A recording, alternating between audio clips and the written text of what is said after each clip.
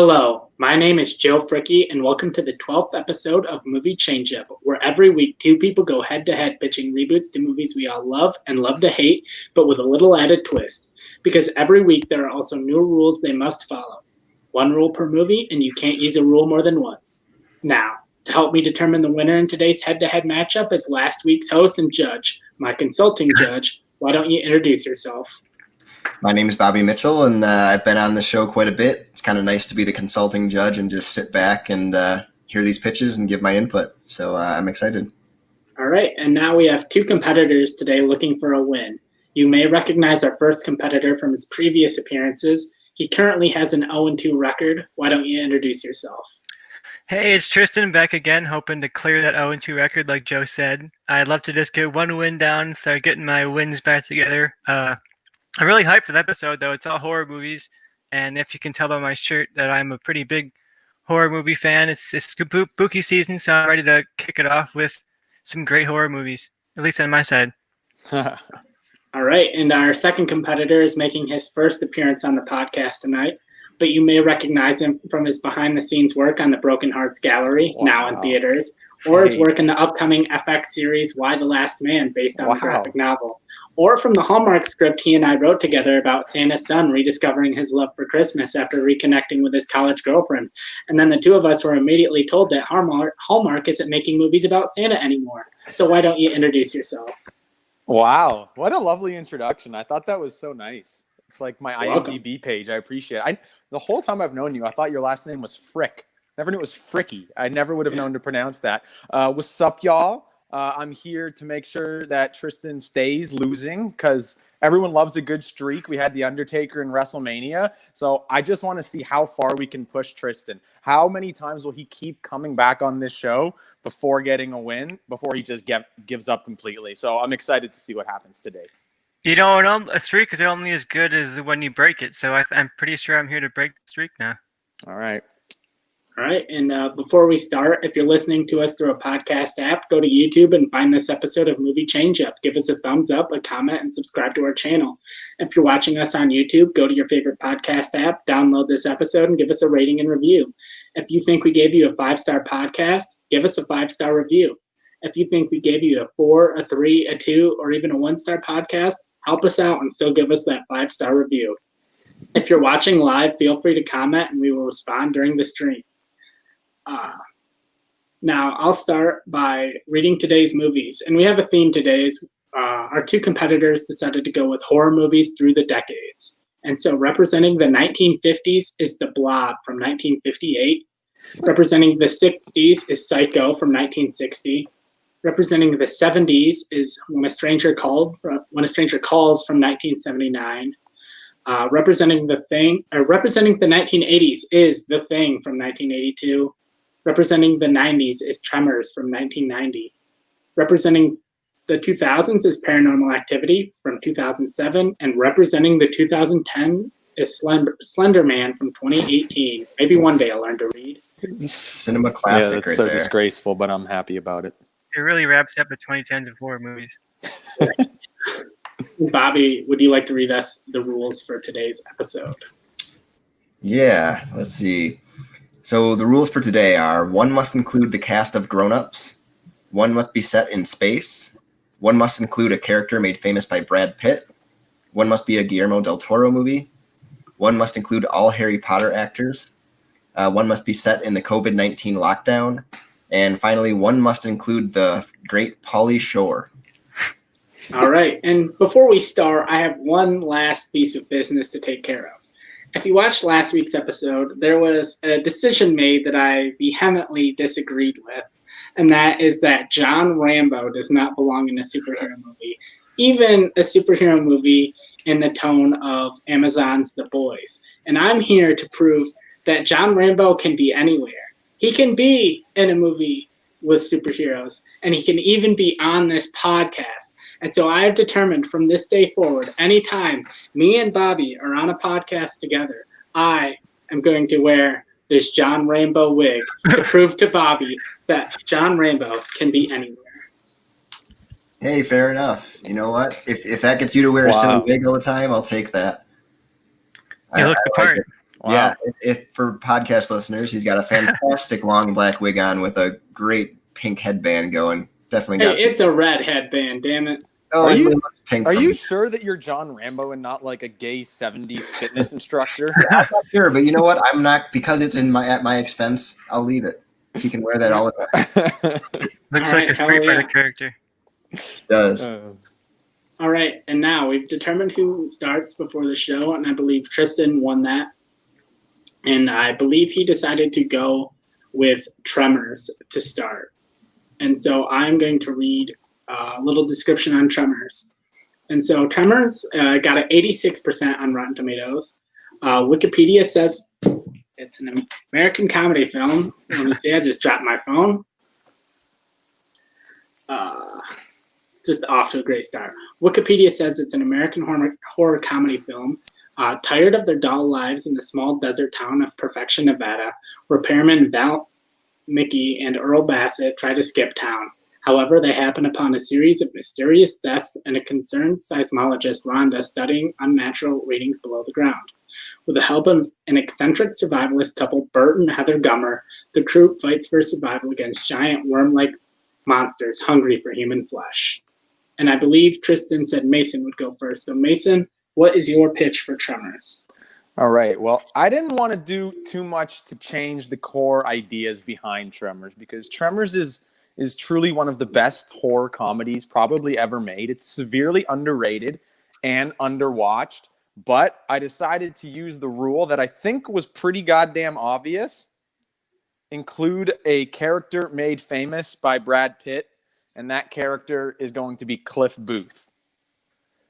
So, for my pitch, the year's 1980, about 10 years after the Charles Manson incident that we all know from Once Upon a Time in Hollywood. Now, Cliff Booth has retired to the small town of Perfection, Nevada, along with another former stuntman, Randy, played by Kurt Russell. So replacing Kevin Bacon and his partner, we've got Brad Pitt and Kurt Russell.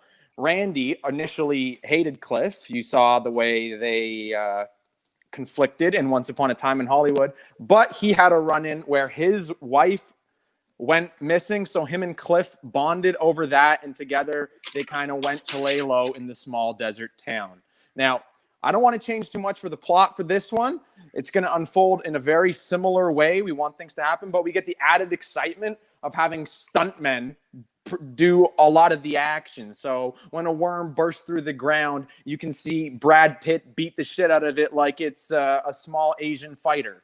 Like, you will really appreciate the character of Cliff Booth, because we didn't really get to see too much of him in action besides that one scene. This movie will give you the opportunity to do that.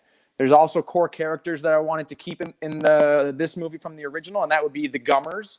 If anyone remembers the Gummers, they are from the great scene where the worm bursts through the wall, and it's basically every redneck American's wet dream, having all their guns sitting right there for them. So I want Bert and Heather Gummer to be played by George Clooney and Julianne Moore.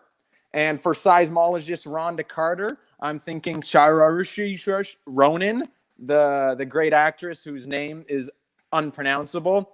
And for the director, because this is a fantasy and I can pick whatever director I want, who better to direct Cliff Booth and an action comedy horror than Tarantino himself? That's where I'll leave my pitch. All right. Tristan, what is your Tremors pitch?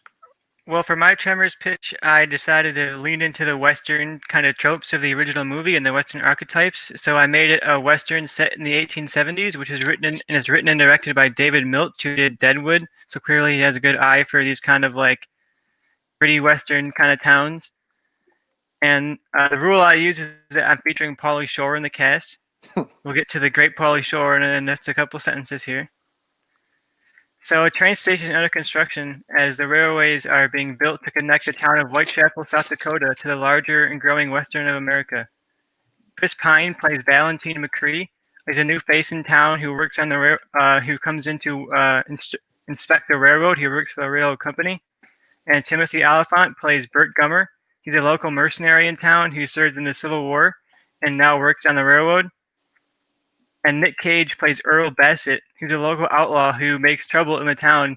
Once in a while robs a bank, once in a while, steals some money or some food from travelers. He's kind of the outlaw who lives on the outskirts of the town. Ian McShane is Ed Deems. He's a local sheriff who's an isolationist and hates newcomers and really is resisting to this western expansion that's coming. And Pauly Shore plays Nestor. He's a barkeep. He's kind of this white trash kind of burly fighter guy who's always trying to argue with people in the bar, but he has sort of a heart of gold. He's sort of the comedic relief of the group here. So newcomer Valentine McCree arrives in Whitechapel to inspect the slow construction of their railroad, and there he meets Oliphant's Gummer. He tells Valentine that the sheriff ordered them to stop construction because the railroad was experiencing some strange tremors, and they were having some collapses and accidents on the railroad caused by these tremors. So the sheriff is once again played by Ian McShane, and he confirms that and tells him that, nothing we can do. We got to shut down the railroad. What are we supposed to do? I guess you should leave the town. He's very grumpy. He hates outsiders. He's trying to keep them out. So we get this kind of debate between the two of them, and that's what Milch does really well, is these kind of talking scenes. So I want to get some of them throughout, where Valentine and Deems kind of just debate the morals of Western expansion and the growing future that's coming to get them. And the local barkeep, once again, the wonderful Pauly Shore, he's Nestor. He tells them about these strange sightings people have been having out in the desert.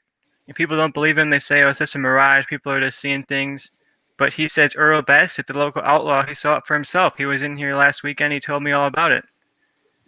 So Valentine asks Gummer, who is the local mercenary, like I said, to take him out to meet this Earl Bassett who lives in the wilderness. They go out and they find him in this old abandoned town that was once occupied, but the people have had to flee once the trade routes kind of left there and Whitechapel grew bigger than them, so they had to just abandon their homes and leave. And there they meet Earl Bassett, who was the outlaw that he lived in that town as a kid, and everybody left or died, but he refused to leave, so he grew up and lived in this town by himself for years and years and years. After some convincing, they decide to all go out. Gumner, Valentine, Nestor, and they're all heading out to find these sorts of these tremors and these visions they've been having. And when they get out there, they find these big worm monsters with giant mouths that have been flying around, just eating people under the ground. They live underneath the desert, so they're eating people, and they say, oh my God, we got to fight off these monsters because they're going to destroy our town. So Nestor is killed in action by these monsters, and that kind of unites the team to realize this is a really important situation. We got to work together to stop these monsters. And there's one big final battle where they fight this queen tremor that's much bigger than them and has these sort of minions of tremors that follow her around. And finally, they're on the last straw. They're trying to fight this final tremor, and Outlaw, the Bassett, he sacrifices himself to save the town, defeating the Tremor Queen in the last moments and dying on the ground in the town that he refused to go to. So Valentine returns to town at the end here and tells the sheriff that they aren't going to build a railroad after all, because he knows that this is dangerous. They do not want to disturb these monsters living out here, but he doesn't tell them that. The sheriff just thinks that they decided to move on. So in the final scene, Timothy Oliphant's Hummer is taking the body of Earl Bassett out to his abandoned home and burying him where he once began. And that's Tremors. All right. Didn't expect a long Tremors pitch, but here we are. Unexpected. Did I hear Timothy Oliphant's Hummer? Humner. Okay, I'm like, how did he get a Hummer in the fucking 1800s? Okay. His name is Burnt Gummer. Okay, got it. All right. Bobby, do you got any questions right now? I mean, I generally understand it. I guess for Tristan, it's just a little bit more, just kind of expand on the tone of your movie. And then for Mason, I guess just why would this be a movie that Tarantino would want to do? He doesn't really work with CG and effects so much with the giant worms. But that's pretty much all I have. I get both movies. Yeah. All right. If you want to answer those questions. So for the tone of mine, I was trying to make it pretty fun. You have Nick Cage in there. You have Timothy Oliphant, who brings this sort of like charmy. He did the same thing in Deadwood. He's doing it now in Fargo. He plays these sort of interesting Western figures who are very sharp and very witty. And I think he could bring that kind of fun to it. And Nick Cage, of course, is going to bring fun to anything. So I think you have an element of fun like in the first movie. But I think David Milch gives it this little bit of a gritty look and this gritty tone that's sort of down to earth in the settings and the locations, but they're facing these big crazy monsters that make it kind of fun and exciting. You're seeing these Western tropes against these big like B-movie style monsters, and I think that's really fun. For myself, why would Tarantino want to direct it? It's pretty much like a movie made for him. He loves Westerns. We've seen what he's done with Hateful Eight, Django Unchained, so it's right down his alley there. And in terms of a horror comedy, Tremors, the original Tremors, is not scary, like pretty much in any way, but it is a lot of fun. And Tarantino always brings fun, lots of blood. You know that the Tremors would have a field day with some people's limbs and fountains of blood, things that Tarantino would love doing. And another thing he does great is have these really intense, long scenes that, you know, like are staples of his, like the milk scene in Inglourious, the dinner scene in Django, like those scenes, that type of intensity added to a horror style movie. He can do that better than anybody can, while still keeping the general tone fun and actiony like he can do. Also, when it comes to music, especially in Westerns with Ennio Morricone, bless his soul, he always finds a way to pull a character out of the music, and I think he could also bring that addition to this. All right. My cast is like all these like superstars. I have like Brad Pitt, George Clooney, Julianne Moore, and Kurt Russell, and they're going up against Nick Cage and Pauly Shore. So it's like, all right, I'll let you guys fight it out in a second. But Mason, my question for you is: Kurt Russell's character, is that his character from Once Upon a Time in Hollywood, or is it just a new? No, it's its character from Once Upon a Time in Hollywood. Okay. He's on the run for killing his wife, so that's why he finally bonded with Cliff Booth. They're in a secluded town of Perfection, Nevada. All right, and then Tristan, my question for you is more of a longer question, because I guess when it comes to you guys fighting each other, I'm going to need you to defend your casting more, because it felt like your movie was more serious with the like Timothy Olyphant, and then the guy from Deadwood is like writing and directing, but then you also have like Nicolas Cage and Pauly Shore in there, and I'm just not sure those two tones blend well for me. So I guess I need you to defend that, and then you guys can battle each other. All right, well, I'll say Timothy Olyphant is a funny actor. He's funny because he's so serious, but you see him in Fargo right now. You see, even in Deadwood. Deadwood was kind of funny. It had like a lot of comedic relief. It had a lot of fun interaction between the characters. So I think David Milch and Timothy Olyphant both could work in that middle ground of comedy and horror. And, you know, he's on Fargo, which is pretty much that. It's like this mix of comedy versus super serious versus all kinds of different tones. So I think if Timothy Olyphant can fit into that world, he could fit into this world. And I think he offsets people like Nick Cage, because he would be so grounded and so almost silent compared to Nick Cage, who would be, you know, Nick Cage. He'd be big and he'd be fun. And I think those two dynamics would play off each other really well. All right. I get that. All right. You guys can fight each other. All right, so I'll say first off, the Nick Cage part is the part that really concerns me more than anything. If anyone's seen anything Nick Cage has done semi-recently, especially that movie, the one where he's like fucking a ghost of a daughter inside of him, he's completely off of his rocker. He doesn't have it anymore, and I feel like you don't need to make a movie like Tremors, which is about giant worms attacking people in the West. I don't think you need to make it bigger than that. You don't want to risk breaking, like going too far, like almost breaking the fourth wall of silliness. You still want the movie to feel grounded, or it's going to lose the intensity that makes Tremors special and fun. You know what would break the fourth wall would be bringing in characters from different movies that aren't even part of Tremors and saying, oh, look, here's a crossover with Once Upon a Time in Hollywood. Oh, that's a different movie. Oh, it's just so weird and ridiculous. Cliff Booth is out here fighting people. He's not even close to the age of wanting to fight people. He's so old. I don't think it's that much of a stretch. Cliff Booth, you saw the way he fit onto Spawn Ranch. He looked great on Spawn Ranch. Just take him there and move it to a place that's a little more isolated. It's the same guy. It fits in the timeline. Tremors takes place a little after the events of Once Upon a Time in Hollywood. It's a great character. And based off the rules, we gotta include a character from a different movie in a new movie. And I think this one is a way that it actually seamlessly fits in without being too completely jarring. And I also don't think Tarantino would be down to do this. Like, I don't think he'd want to do this big, splashy, like, B horror movie type stuff. He's in for more bigger stuff, more serious stuff. Even if it's fun, he's still serious. Like, Django is fun, but it has serious themes and serious tones to it. And I don't think even Hateful Eight was a very serious movie. And you seen Kill Bill? Kill Bill is fun and crazy, but it's not a horror movie with giant space worms attacking people.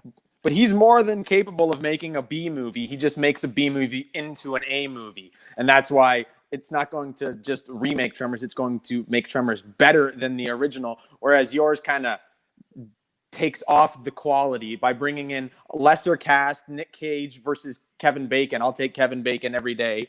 Pauly Shore, I don't see why he needs to be there. He's not going to have a very big role here. Timothy Olyphant I like. Ian McShane I like, and setting it in the 1800s I like. That part I like. But I just think there's too many things to distract away from the movie that people won't be able to get immersed into it. I don't think any of that's distracting is bringing characters in from other movies. And I think that Nick Cage is a great choice for this because, sure, a lot of his big releases haven't been huge hits, but he has been doing really good in B-movie horror movies, in Color Out of Space, in Mom and Dad, in Mandy. He has this reviving career where he's in these crazy stylistic B-horror movies where he goes off the rails, but he knows how to lean into his tropes and lean into who he is and get a great performance out of it. And people really, really are happy with his new direction in a career. These B-horror movies he's doing on Shudder, and this is something that I could see him loving to do because he's been doing great. I'll say Nicolas Cage fits in Tremors. Does anyone have any other points they want to bring up? I think mine is interesting because it takes place in the 1870s. It leans into the Old West, and I think you have this idea of the expanding railroad, and I think that gives them a reason to set up these Tremors and why would this guy from out of town be coming into this small town, and I think it adds a sort of through line of a theme there, which I think is what's missing from the Tarantino one. Like, sure, it's a big fun like Tarantino action movie, but it's not saying anything. It's not saying anything at all. And Tarantino always tries to say stuff. He tries to comment on race. He tries to comment on all kinds of things. And this is just going to be like, oh, Tarantino, big splashy blood, sure, but like Kill Bill was a long time ago, and he's trying to do better stuff than that now. All right, I think I got my mind made up. Bobby, what are your thoughts right now?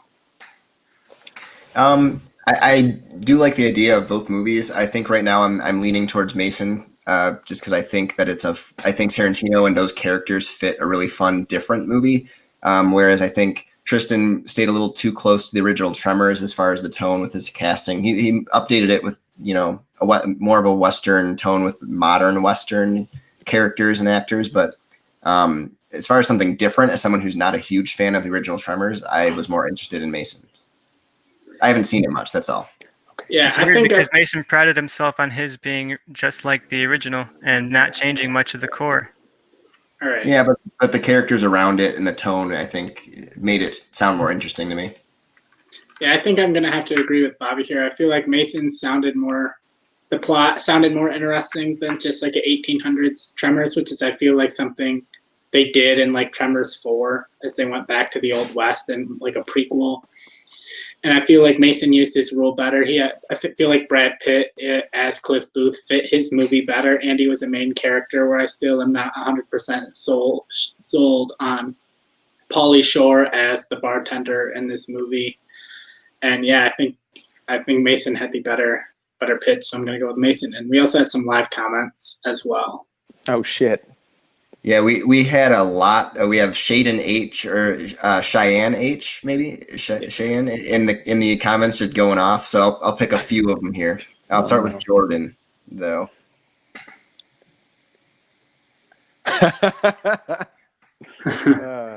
Jordan says, thought Joe was just dropping the ball on hosting this podcast, but turns out I could hear him drop his phone from the living room. That's good stuff.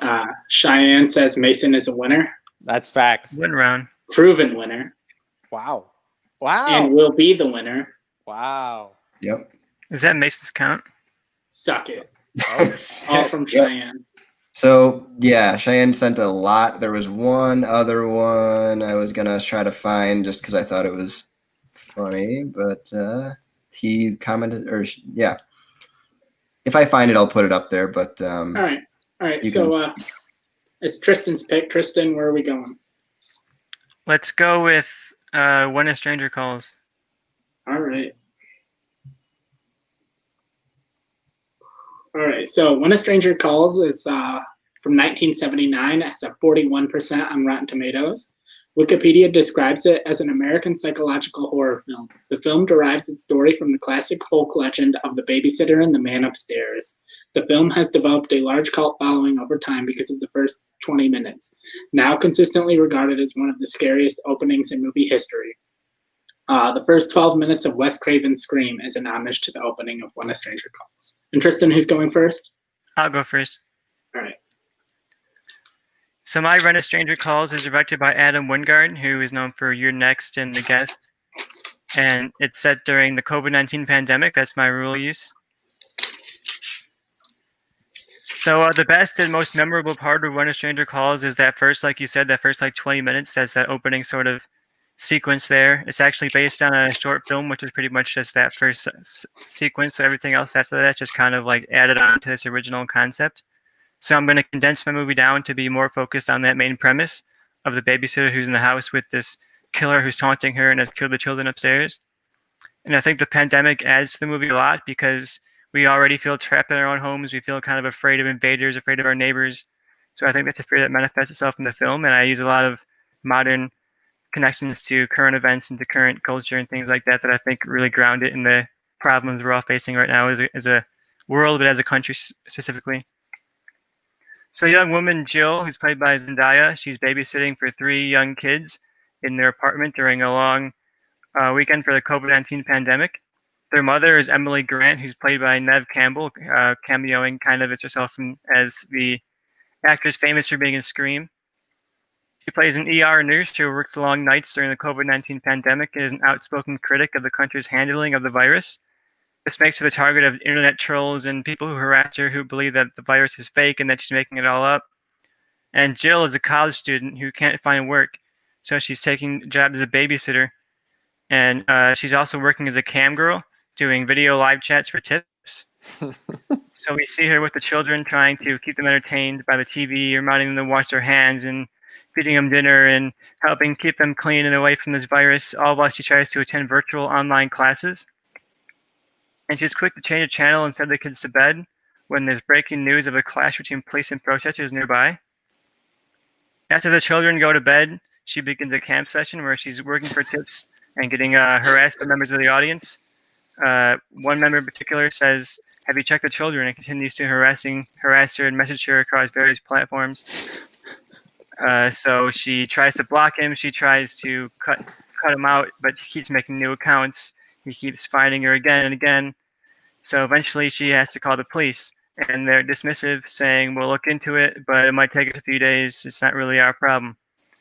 But she's frustrated by this guy who's constantly harassing her, constantly sending her this message, "Have you checked the children?" making her feel uncomfortable in this dark room by herself. The house is not even hers. So she's frustrated and asks her audience of fans if anyone can help. And several really quickly volunteer to help trace the IP of the accounts. So they quickly message her back and say that the IP is from the stalker who's using the same IP address as her. So the messages are coming from inside the house.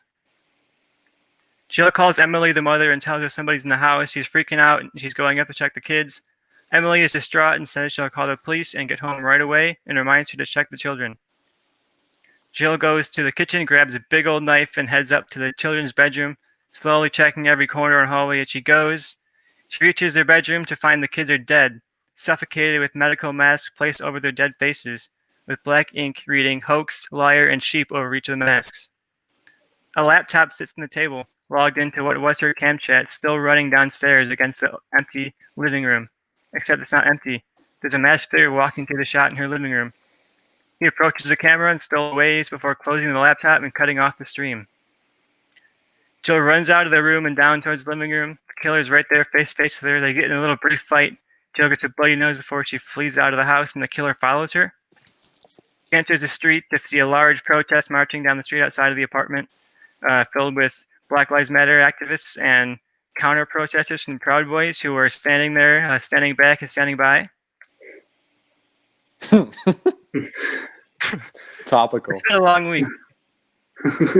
Jill tries to approach the line of police officers, but they roughly shove her to the ground and move on to the rest of the protesters. Jill is dazed and disoriented from hitting her head, and she returns home and locks the door.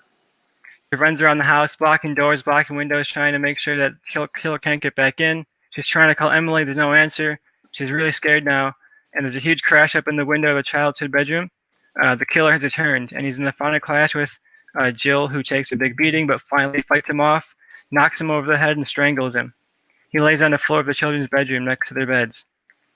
Jill goes downstairs to meet Emily and the police as they arrive, but she is immediately arrested. She yells that it wasn't her, that the real criminal is upstairs, but the police don't believe her. They bring her out to the car as the police go to check the children's bedroom to find that the killer is nowhere in sight. The police don't believe Jill's story and are convinced that she's guilty of the killings. That's my pitch. All right, Mason, you got a lot to compete with there. What's your... Jesus Christ. Okay, so the first two movies we picked are kind of like the ones where I don't have the longest pitches, and I feel like he's really just like whipping out his big pitch on me right now, and just like I kind of feel like size inferiority right now. But nevertheless, I'm gonna give you mine. Hey, it's not the size; it's how you use it. You know.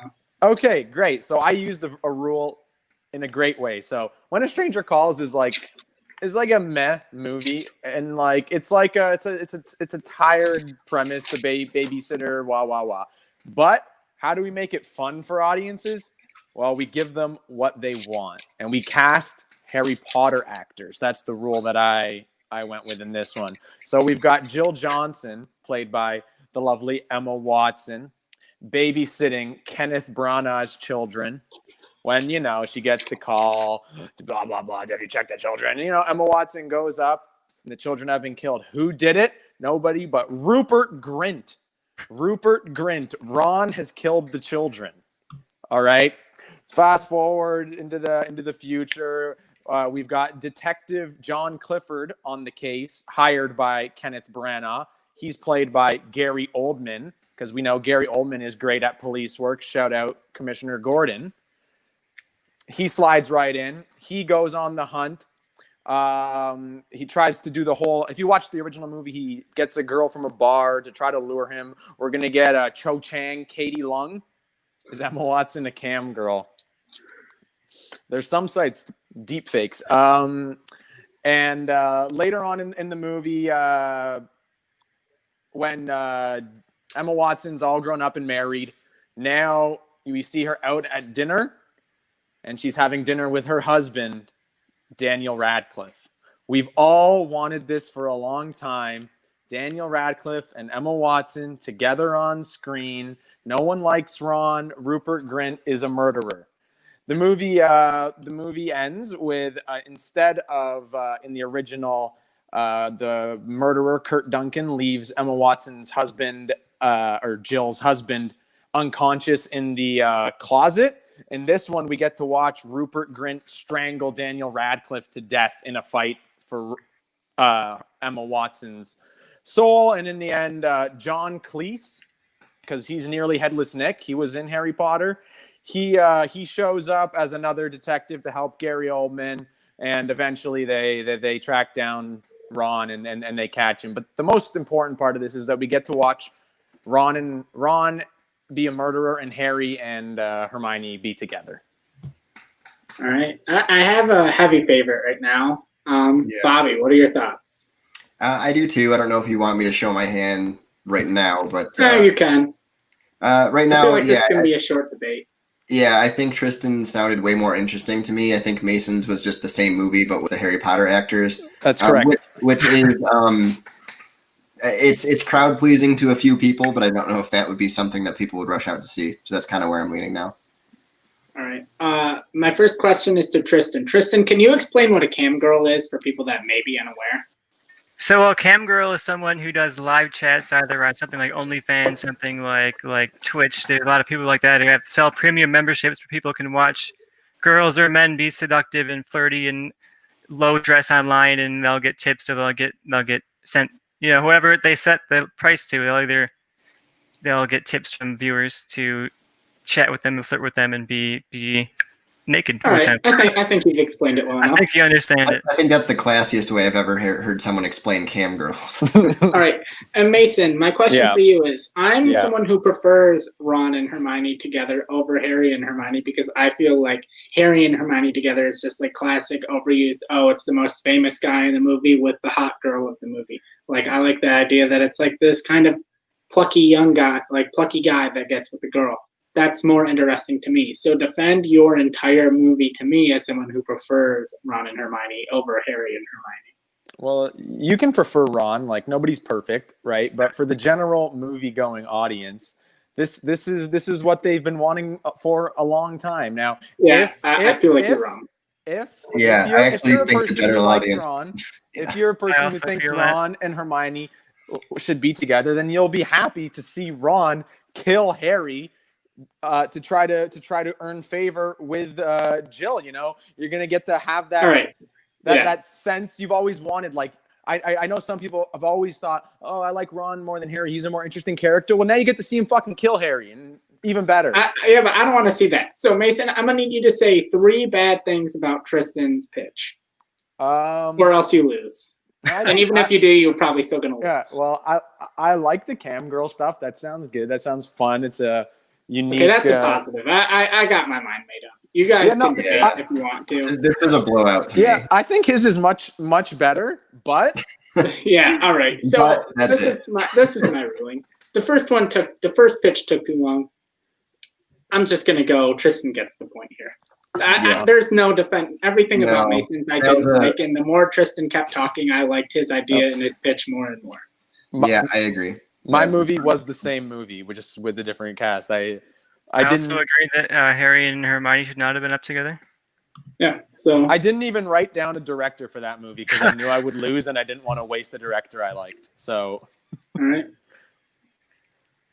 So Mason, what movie were you going with? And he's going first. okay, we can go. Let's go Psycho. All right. Now the log one's out of the way. Yeah, we also have a bunch of random live comments. There's All right, throw out some of the good ones, or like throw up some of the good ones. All right, I gotta go up here. We got a celebrity in the house here. John Fricke. Now I know. Oh, Papa. So that wig is ridiculous. Yeah. Well, you know, it's a great wig. You know, there's history with this wig. And then Jordan says John Fricke in the house. Yep. And then there's just a lot of conversations. Cheyenne's just commenting on every sentence it looks like, which is helpful. Please do that. Keep doing that. It's just hard to put. Keep hitting us up with the live comments. But yeah, those are some highlights. All right. And Mason, you said Psycho, and who's going first? I'm gonna go first. All right. So I'll give a little background on Psycho. It's got a 96% on Rotten Tomatoes. It came out in 1960. Wikipedia describes it as an American psychological horror thriller film produced and directed by Alfred Hitchcock. The film centers on the encounter between a female embezzler on the run, Marion Crane, and Norman Bates, the shy proprietor of a secluded old motel, and its aftermath. Nice. Nicely done, Joe. That was well said. All right. Stop sucking up. Shut your mouth. All right. So this film, my Psycho remake, is directed by Robert Eggers and takes place on Pitcairn Island. Don't know if you guys know what Pitcairn Island is, but it's the smallest recognized country or something. There's a word for it. It's got a population of 67 people, and it's in the South Pacific, far, far away from everywhere else. It's a bunch of former white pirates' children or something. There's a whole lore behind it, but the film takes place on Pitcairn Island. It's a real place, and on this island there is limited internet access, and Gerald, the island's chief oligarch, controls who gets internet and when. Gerald is bedridden with a sickness, and his son Thomas, played by Bill Skarsgård, is his mouthpiece for the island. Gerald, although sick, is a former sailor and is generally loved by all on the island and is known for his kindness. Now, Marion, played by Florence Pugh, and Sam, played by Dylan Minnette, play travelers, a young couple that have come to Pitcairn for a 4-month field study on the island. However, only 1 month into their stay, news starts to spread of the COVID-19 outbreak. So that's the rule for my movie, is that it had to be set during the COVID-19 pandemic. So Marion, played by Florence Pugh, wishes to leave the island and return to her family. She's got elderly parents that she feels are at risk and wants to go home. So Thomas, Gerald's son, is initially saddened by the news as he's become slightly attracted to Marion over the first month. Now, the island will have to arrange a boat to come and pick up the travelers because they don't really have any boats that can safely navigate the waters to the mainland because it's thousands of kilometers. However, Gerald denies their request to leave as he does not want the outbreak to come to the island.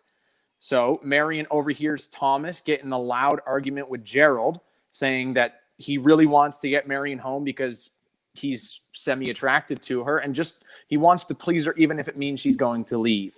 So Marion appreciates this kindness, and even though they don't get off the island, her and Thomas start to get closer. Now, Dylan Minette's character starts to sense something is off between Florence and Thomas, and when he's questioned it, he's threatened by Thomas. So soon after, Dylan, feeling Thomas's grip on Marion growing, decides to flee the island. But when he goes to the small boat that they do have, he's murdered by an old bearded man who we can only assume is Gerald. Now, after the island discovers Dylan Minette's corpse, they go into a panic, rightfully so. Thomas tries to comfort everyone and to comfort Florence. But during this, he tries to make a move on her, which probably not the right time, and she rejects. And she says she demands Thomas take her to the mainland no matter what Gerald says. So reluctantly, he agrees. And so when they're sailing away from Pitcairn Island, only when the island has fully disappeared in the horizon does Thomas's split personality of Gerald start to come out, and she realizes she is trapped on the boat with a psychopath. The final shot of the movie cuts to Gerald back on Pitcairn Island in his house, in his bed, lying there in his sailor's uniform, and we see his name tag, Gerald Bates. The end. All right. And it's directed by Robert Eggers. Did I mention that? What else did Robert Eggers direct? I'm sorry. The Lighthouse Witch. Yeah. Okay. I got you. Definitely Right, Lighthouse. Tristan, what do you got for your My Psycho? It was written and directed by Osgood Perkins. He directed The Black Coat's Daughter, a Netflix movie called The Pretty Thing That Lives in the House. He's a up-and-coming, really growing sort of indie horror actor, and he's also, by the way, the son of Anthony Perkins. So I think that family connection would be a really interesting way to bring the audience in and sort of validate this as a passing down of the torch, because Anthony Perkins directed the last movie of Psycho, and he was in all the movies. So I think this family connection would be interesting. My cast is Margot Robbie as Marion Crane, Penn Badgley, who played the bad guy on Netflix's You. He's Norman Bates. Regina King is Diana Bloom. And Jessica Lange is the mother, Norma Bates. I'll get into my rule a little bit as I go down here.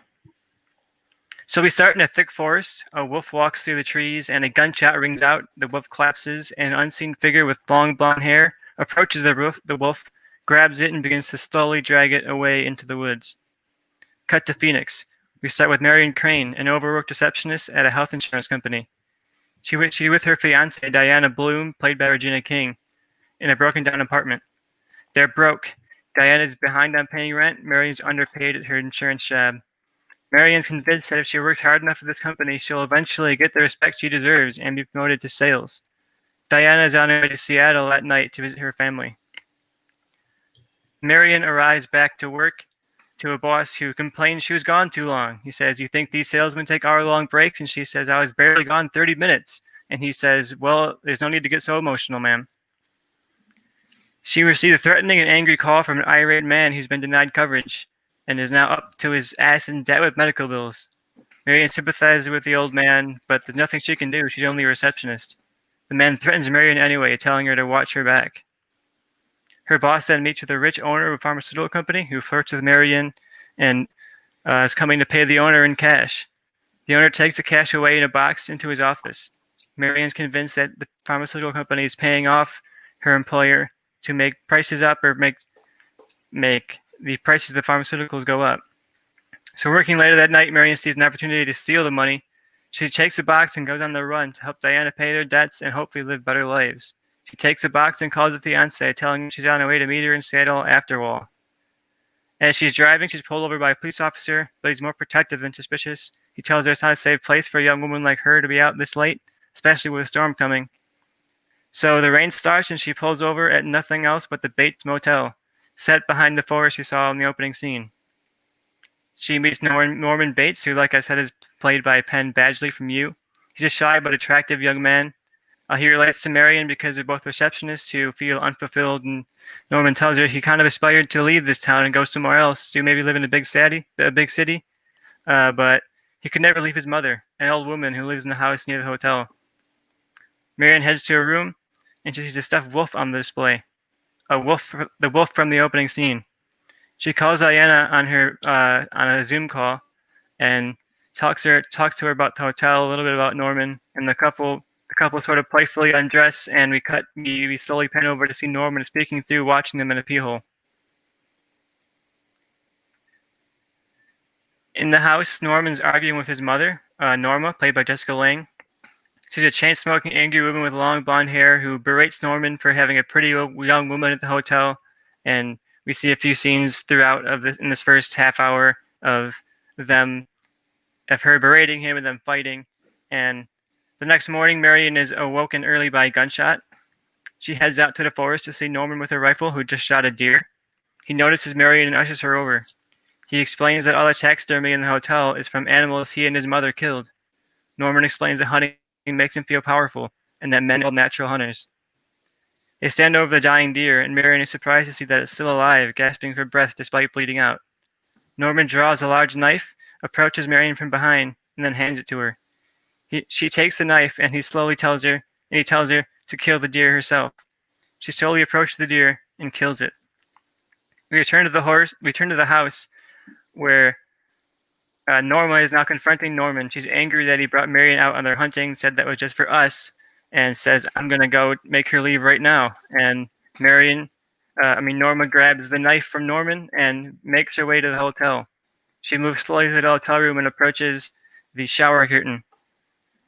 We switch to the point of view here of Marion in the shower. She sees a shadow coming along on the shower curtain. It's pulled open, and it's Norman with a knife. He murders Marion, standing over her dead body, cold and heartless. And suddenly he shifts. Now he's yelling at his mother for killing Marion herself and crying over her dead body.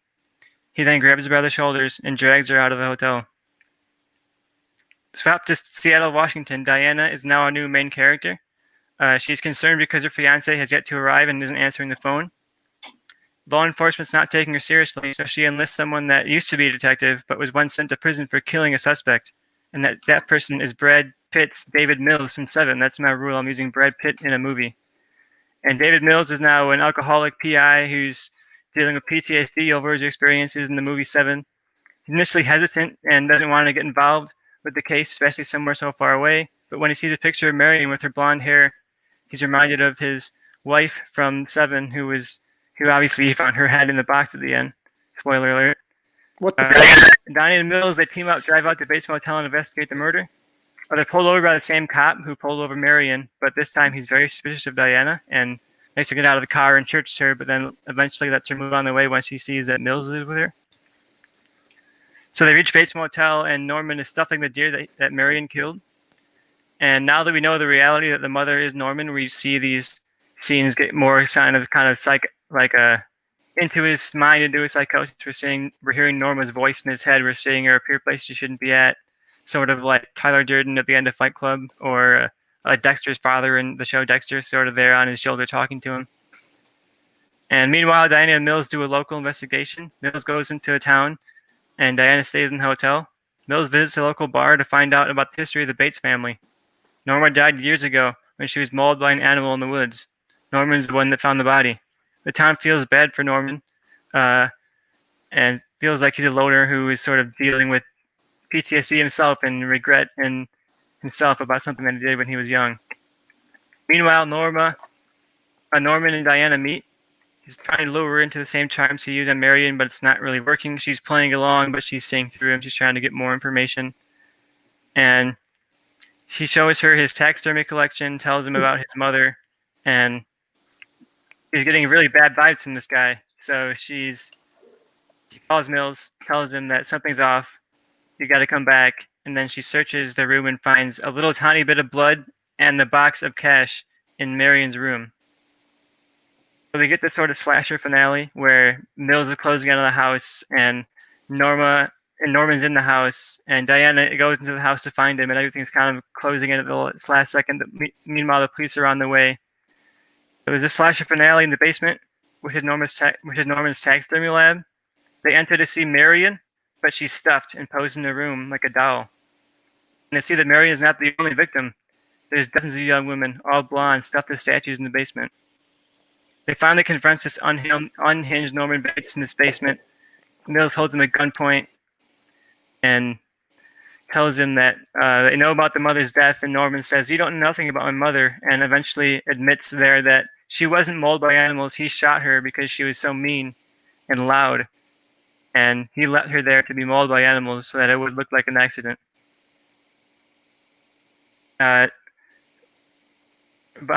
From the window there, you see the police sirens come through. Norman gets distracted, and Diana grabs the rifle that he used and shoots Norman in the back. He's lying on the ground, dying, calling out for his mother in his last moments. In the final scene of the police station, Mills tells the officers that he's the one that killed Norman, matching his history from 7 of killing suspects. Diana leaves the police station, being handed her possessions, including the full box of money. She leaves money in hand, ready to start a new life alone. And that's Psycho. All right. Definitely my longest pitch, so we're out of the way on Well, that. I hope so. That's a 4-hour movie, dude. Yeah. Yeah. I think I remember enough of it, you know. Yeah. I'm gonna say from now on, let's try to keep it like understood 3 the minutes movie. and under. I got it. Yeah. 3 minutes and under for pitches. That's Yeah. gonna be my new rule. Copy But that. it was a good movie. Yeah, just a little long. Yeah. All right, so I think I understand both your pitches. Bobby, do you have a question? I understand them both. I kind of just want to see them fight it. I'm leaning a certain direction, but I do like both movies. Yeah, I think I'm leaning a certain. I'm gonna let you guys fight it out. All right, so I got a few points. Like, what was the name of the director? You said Osgood Perkins. Yeah. Okay, well, he's not Anthony Perkins. It's like I don't want to see Stanley Kubrick's like great niece remake The Shining. It's not a passing of the torch. I couldn't care less. I'd rather have like a high quality, capable director. I don't know who Osgood Perkins is. Maybe that's not me. But just because they have the same last name, he's in the same cult with Robert Eggers. It's not a positive just because they're related. Is what Black I'm Coat's saying. Daughter is a great movie. Also, I thought your movie hit. Eggers has done.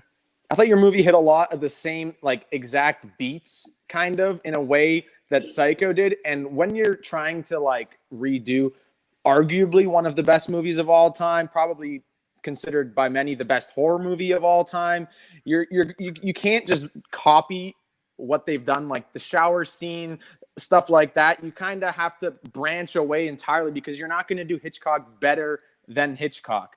So it's just going to be an inferior version if you're going to try to do it so similarly. And also the whole idea of Norman being like this hunter who's like, men are the alpha male, like it kind of foreshadows that he's this like twisted killer. Whereas the original, it's so great because he seems like such like an innocent, timid kind of guy at first. So it's more of a twisted realization. You even hear that he would never hurt a fly, but now he's fucking slaughtering bears and mounting them on his wall. It seems like too much of a leap for me. And shouldn't Mills also be in prison? I know the justice system in the US isn't the greatest, but he shot the dude in the fucking head. How did he get out and how is he working again? Well, he's a cop, you know, he can do whatever he wants. Is that what we're just going with? Okay, well that's fine. That's 20 years. Yeah, okay, fair enough. 30 years since that movie came out. Fair enough. But the rest of my points then. Well, Right, I think just that need to get Alden into- Brooks is a great director. I think he's done really good work. I think Black Coat's Daughter was a really good movie. I think he's coming up in the indie scene just like Eggers was. He's a little bit earlier on his career than Eggers is, but I think he has that same energy that Eggers has. And I don't think yours sounds like a good Robert Eggers movie, sure, but like I've seen The Lighthouse. This doesn't sound like Psycho to me. It sounds like you kind of took, oh, there's a split personality, someone's name is Bates, and you're just like, oh, this is the same thing, but it's not even close to Psycho. It's like such a totally different thing that I think anyone going into a Psycho remake would want to at least see the skeleton of what Psycho is. That's where the remake is supposed to be. Like, you criticize me of taking similar beats to the original and doing them differently. Like, that's called a remake. That's what they do. They take the skeleton of a core story and improve upon it and modernize it and change things to it. And I think that's what mine does. And I think yours is just a totally different movie that happens to be called Psycho. Like, maybe it would be a good Psycho prequel or something. But like, this is not a Psycho movie. See, personally, for my movie, I don't want necessarily the audience to know going in that it is 100% a Psycho remake. I would probably give it a different title, and then afterwards we would include it into the Psycho cinematic universe. Because what's great about like a suspenseful horror movie with a twist is that you don't know the twist is coming. It's not nearly as satisfying when you go into it knowing and expecting this thing to happen, and then for you it just happens. It's the same twist. Like, it's not a satisfying feeling for the viewer, where Robert Eggers can do these things where he just makes situations so twisted and creepy and gets such great performances out of his actors that a guy like Bill Skarsgård, who's already creepy enough, right? Like, but he can look and play innocent. Like, you see these moments for Pennywise where he's very, very playful with the children, but you he has that thing behind him. It's like so much more complexity to my story, I feel like, where yours is just kind of a copy and a rehash, but not as good. All right, I got my mind made up on this point. Is there any other points about either movie you guys want to make? Mine sounds better. Yes. Mason, do you have anything? Change the point. No, I don't have anything else to add. All right, Bobby, do you have anything you'd like to say? Basically, my thoughts are, with a classic movie like Psycho, I would rather see a twist on it, and I love Robert Eggers, and I think that's a better take to me, so I'm leaning towards Mason. Tristan's sounds like a good movie, but it's a little too much of the original Psycho for me. Yeah, I'm kind of leaning the same way. I feel like Tristan's is a lot of the same from what I remember when I've seen Psycho. In his movie, it sounded very much the same. Of like, you find out like the twist is like, oh, Norman Bates is the mom and the mom's dead. It's like, I knew that already because I've seen the original. It comes at the end of Psycho. This comes in the first like 30 minutes. You already find out the twist, so you get that. So, oh, you thought you were ahead, but you're not. You're getting the full answer at the beginning. So then I feel like at that point, then I'm just seeing a lot of stuff I already knew. Like, it's like I'm just seeing Norman Bates as Norma more, and I don't even know if I really need or want to see that. It's more all about the twist, and where I feel like Mason still gives you a potential for a surprise twist, and I like the different take on it. We have a similar version. I mean, granted, it was a shot for shot, and I don't think Tristan's would be a shot for shot with the Gus Van Sant version, and no one really likes that version. So I think I'm going to have to go with Mason's alternate take on Psycho, and so he gets the point. All right. All right. And we have a lot of random live comments, but I have one I want to put up here. Alex Cover says, and how many more wigs can I see you try on, and if I pay? I'm willing to pay as well. Start a Patreon. You just got to get me motivated. There was motivation where someone said John Rambo couldn't be in a superhero movie, and I had to prove that John Rambo can be anywhere, even hosting this podcast. So the fans want to see you put more on. I also kind of want to see you take more off. If that's I am no cam girl, so sorry. Just trying to boost the ratings. I think that would do great things. Yeah, until YouTube takes us down, but we'll see. All right, Tristan, where are we going? Let's go with Slender Man. All right, hold on a second. All right. As I said, I'm updating, doing what Johnny did last week of how each rule does. So I had to update that rule. So Slender Man, and who's going first? Mason can go first. Mason, all right. Slender Man, it came out in 2018, got a whopping 8% on Rotten Tomatoes. Real stinker. Wikipedia describes it as an American supernatural horror film. The story centers on the character of Slender Man, who began as an internet meme created on an internet forum in 2009. The story centers on three young girls summoning Slender Man, a thin, unnaturally tall humanoid with a featureless head and face wearing a black suit. And they summon him after they believe he took their friend. And so what is your pitch on Slender Man? And don't also read your entire script. I'm not trying to be here all day. It's me first, so you don't have to worry about that. Slender Man, I'm pretty sure me and Tristan are going to pick the same role here. I'd be shocked if we didn't. I'm doing Slender Man, directed by Guillermo Del Toro. Solid choice. Yeah. So Respectable. I got Ashley and Bridget Smith, two sisters that live in Waukesha, Wisconsin. The two sisters live together with their adopted father, Steven, played by J.K. Simmons. Oh, and for the two daughters, I got Julia Butters, the young girl from Once Upon a Time in Hollywood, and Brooklyn Prince from The Florida Project. So they're two sisters, and J.K. Simmons is the dad. So Steven, the dad, is frequently drunk and abusive, and the only happy place the girls have is the land of Bethul, an imagined utopia that exists in the forest behind their rural home. In Bethul, there are centaurs and fairies and mythical creatures only the great Guillermo del Toro could even think of. So the young girls spend most of their days there in Bethul, but the creatures always make sure the girls are home before the sun goes down, as bad things happen at night. Now, one night when the girls are cleaning the dishes, Ashley breaks a plate. Steven, the father, drags her off to a room, and we can only imagine the horrors that take place in there. After this, we see Ashley walk straight out of the house and into the forest at night, and that is where she first meets the Slender Man. If you played the Slender Man video games, it's the great little video game in the forest, so it's him in his natural habitat. Now, Bridget is horrified, the sister, when she realizes that her sister has gone to the forest, but she's too scared to search for her, and Ashley does not come back the next day. So the authorities search the forest but find no trace of her, and after a week of searching, the hunt is called off. Bridget goes to Bethul to ask the beings if they know what happened to her sister, and they tell her that Slender Man has her now, and it's too late for her. As Ashley is now gone, Bridget is the sister that's going to receive the brunt of the abuse from angry J.K. Simmons. As Ashley, one night the abuse is so bad that Bridget runs off into the forest at night, thinking it can't possibly be worse than what's inside the house. And she finds Ashley and Slender Man, but Ashley is different now. There's a deadness to her eyes.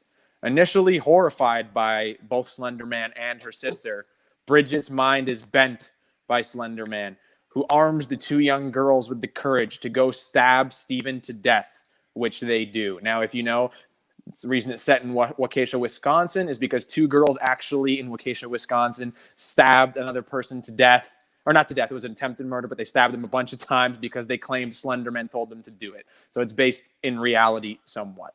Now, the film ends with the young girls being sent to a foster home to live with many other children, leaving the land of Bethul behind.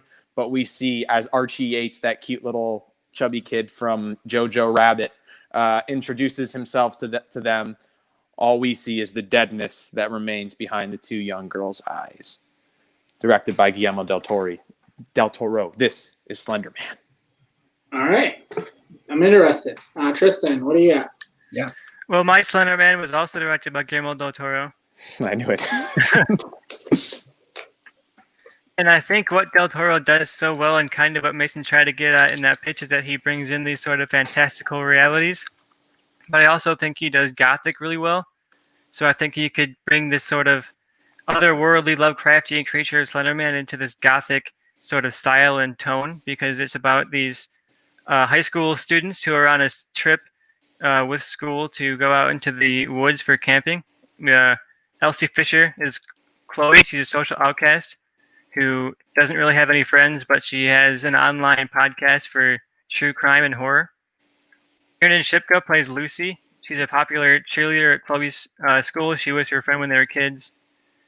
Jimmy Ray Taylor, who is from It. He's Mike, who's a nerd in their class. Charlie Heaton is Jay. He's the photographer from Stranger Things, Jonathan. She plays Chloe's older brother, who is a washed-up stoner who works as a camp counselor. And Maya Hawke is Charlotte. She's also in Stranger Things. She plays a college student here who works as a camp counselor. And we have Doug Jones, the one and only, as Slender Man himself in a blend of practical and digital effects. So on this trip with their class, Chloe and her friends and classmates come out into this woods and they start hearing these horror stories of Slender Man. And they start, and Chloe, of course, knows the internet. She knows folklore and says that's just a myth. It's just an internet legend. It's not real. But late that first night, they get scared and they decide to, for fun, go out into the woods and try and scare each other. And out in the woods, this group of people find this big Lovecraftian-style Gothic mansion where they go inside. And of course, in the lore of Slender Man, there's this big mansion that he brings the children into. And I think that bring that into the movie to sort of tribute the lore that people know of Slender Man. And in these halls of this mansion, the children are going to come face to face and separated in these rooms and seeing their fears sort of realized in front of them in these, like I said, Lovecraftian sort of like otherworldly images that I think Del Toro could paint really well. And they're sort of facing their fears. And throughout this movie, the kids are learning to overcome and face their fears. And if they don't, they get caught by Slender Man. So they decide to fight against Slender Man by rebelling against their fears and uniting. And at the end, they try to unite against Slender Man, and he's so powerful they can barely hold him off, but they get out of the house and run. And then they leave it behind, and as they leave, they see the house sort of just like fades off into the distance. And Slender Man's still out there somewhere, but they got away. And that's my pitch. All right. Bobby, do you have any thoughts? So I'm a little torn because right now I feel like I'm a little bit more drawn to Mason's story, but I think that Tristan used the rule a little better. As far as Guillermo Del Toro, I felt Guillermo Del Toro a little bit more in his pitch, but I don't really have any questions. I just kind of want to hear him fight it out and kind of defend their choices. And yeah, see, I'm torn, but for different reasons, so it'll be interesting. But yeah, I'm ready to see you. I'd like to defend the Guillermo Del Toro aspect for me. I think it's very Guillermo Del Toro. Yeah, I was inspired mostly by his work in Pan's Labyrinth. Like the reason I chose him because I was thinking of the pale man with the eyes and the hands. I'm like, this guy's going to create these fantastical creatures in a way that's going to make it so scary, but so like gritty and kind of wondrous at the same time. Like if there's anyone that can do monsters, it's Guillermo Del Toro. Like he captures fantasy almost better, I would say better than any working director right now. So the fact that there's a whole separate world where there's going to be so many fantastical beings and creatures is like really hitting onto his strong points, as opposed to just having Slender Man. We have a whole litany of Guillermo del Toro beasts and animals and creatures. Okay, yeah, that makes sense. So my argument here is that I tried to play close to the lore, but not really following it. I played tribute with the mansion. I paid tribute with the fact that Slender Man at its core is people facing their fears, and people, especially you see shows like Marble Hornets that really like launch Slender Man into the internet conscience. Like the people who face Slender Man get disoriented. They lose track of time. They lose track of space. They're kind of facing the fears of their past and their guilt. And I think you could bring that into this movie really well. And I think that's what Slender Man is about. It's not about fantastical creatures as much as it's about people facing their unimaginable nightmares come to life and somehow standing up against it. Well, I think you're describing my pitch is that there's an unimaginable nightmare in abusive J.K. Simmons. You saw him in Whiplash. Now imagine him 10 times worse and with young girls. They are living a horror. That's the twisted aspect of it, is that Slender Man has to arm them with the courage to go and face their fears and confront this horror that they've been living in real life. So it kind of has the horror in two different aspects. You've got Slender Man, which is terrifying in itself, but then you've got real life and how those things clash.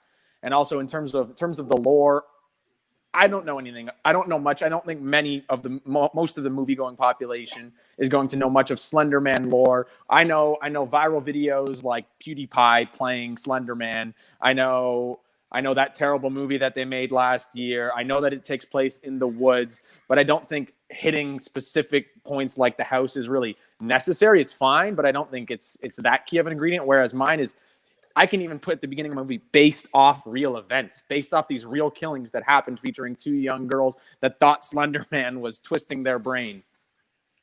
I think it's too close to reality. When this movie came out in 2018, they were afraid to release it in places. They didn't release it anywhere in the state that this attempted murder took place in, and they censored a lot of the violence out of it. So I think the real event is too close to reality, and I think no studio would make this because they're not trying to make a crazy Guillermo Del Toro isn't this weird adventure based on actual people who are actually attack someone, and then someone who has to forever live with scars on their face. I had the same concern, but that's why I changed enough of it. It's not they attacked another young girl. This way I created a villain that we can want to see attacked. There's enough difference where it's not like disrespectful to anyone in any circumstance, but still has some sort of basis in reality, because a lot of the things that scare us are what feels real. So the fact that people know that Slender Man in real life technically has corrupted young people, to see that kind of redone is going to scare people more. All right. I have my mind made up on this thing. I have a question for Tristan that I thought of. One of the things that we see present in Mason's pitch, and then it's a theme throughout a lot of Guillermo Del Toro's movies, is that humanity is the monster. You know, we see it in Michael Shannon's character in Shape of Water. We see it in the stepdad's character in Pan's Labyrinth. Is there like a human character that's like the monster in your movie? Well, I think in my mind, when they face their fears, they're seeing fears from their life. They're saying maybe their stepfather was abusive. They're seeing something they witnessed as a kid that was some human terror that they faced, and that's their nightmare that they're facing. And I think Slender Man embodies that deformed human form that's a nightmare. So I think Guillermo del Toro has that human element, and I think that's what the people will be facing in these rooms. They'll face their fears of their past, the fears of their future, their fears of what they have done or experienced, and their guilt. And I think that's the human element there. All right. I think my mind's made up, unless you guys have another big point you want to drop. I'm good. All right. I'm happy with mine. Bobby, you got anything you'd like to say? This was definitely tougher than the other ones for me. I think I'm leaning Mason right now, just based on, I think he defended the Guillermo del Toro concern I had initially, and I just am more drawn to his story. But I could go either way. I do like both movies. Yeah, I disagreed with you at the beginning of having a problem with Mason's being a Guillermo del Toro movie. I felt like his was a Guillermo del Toro movie. I thought Tristan's was a Guillermo del Toro movie too, except for the fact that I didn't see the humanity as the monster. But he sold me on it at the end, and I feel like overall I like he has J.K. Simmons, and he has the girl from the Florida Project, and so his cast is good. But overall, I think Tristan's cast, I like this cast better for this movie. And I think having it be so set in reality, when that was the big problem with the original, it could be a problem for that movie. And I feel like I want to go with Tristan's pitch, so I'm going to say Tristan gets the point, but it's super close. Yeah, that was the closest one. That was like 51-49 for me. Yeah, but same. Yeah, I see that. Me also. I'm boycotting. All right. But for real, I'm gonna have to switch to my laptop. So my phone's like down to like 10%, unfortunately. All right, Mason, what do you want to go with? And so I'll read the rules while you switch over. Cool. Or I'll read the. Let's go with Paranormal Activity. Paranormal Activity, okay. Yeah, I probably could go for a bit longer, but I just don't want to like cut out in the middle of a sentence. No. So yeah, you're fine. I'll I got some stuff I can talk about. All right, I'll be right back. All right. Paranormal Activity. Let's see. It's representing the 2000s. It came out in 2007. It got an 83% on Rotten Tomatoes. Wikipedia says it's an American supernatural horror film. It centers on a young couple, Katie Featherston and played by Katie Featherston and Micah Sloat, who are haunted by a supernatural presence in their home. They then set up a camera to document what is haunting them. The film utilizes found footage conventions that were mirrored in the later films of the series. It is known as being the most profitable film ever made based on the return of investment. Paramount acquired the movie for $350,000 and it made $193 million worldwide. And Tristan or Mason, can you hear me? I'm just joining from my laptop. Hold on. All right, yeah. Bobby's going to have to pull you in. So I'm just going to wait. But what I can do is hype up next week. So next week, we got two people Tristan and Mason may be familiar with. We have Zach versus Darren next week, Wednesday at 7. The theme is movies that won Worst Picture at the Razzie Awards. What are you guys feeling? Superman. Yeah, that one wasn't picked. Who are you guys feeling for next week, Zach or Darren? I prefer Zach's taste in film, but I don't know how well each of them are going to argue their points. So we'll see. I could see Darian doing pretty good, but yeah, I'm curious because Johnny is the consulting judge next week, or he's one of the judges next week. Or yeah, so what we're going to do next week too is also we're going to have a 3-judge panel, and so all you have to do is sway 2 of the 3 judges. You don't need. There's not like going to be a main judge and consulting judge. All 3 judges are going to have equal number of power. The judges are going to be me, Bobby, and Johnny. Johnny, not a big fan of Zack Snyder, and I feel like Darren is going to have Zack Snyder direct one of his movies. So I'll see how that plays out. And Bobby, he is in on his laptop if you want to switch him from I'll leave being in on the phone to the laptop. Oh, all right, let's see. How's it going? Long time no see, everybody. All right, and I read the rules for I read the description for Paranormal Activity. Who's going to go first? Mason. Fuck it, let him go first. All right, Tristan, what's your Paranormal Activity? All right, so my Paranormal Activity is with the cast of Grown Ups. Paranormal Activity has been done to death. There's like 7 of them now, and there's how many countless ripoffs that do the same thing. So I think the best way to do this is to make it a horror comedy and really lead into the comedy, make it almost like a parody level of a comedy.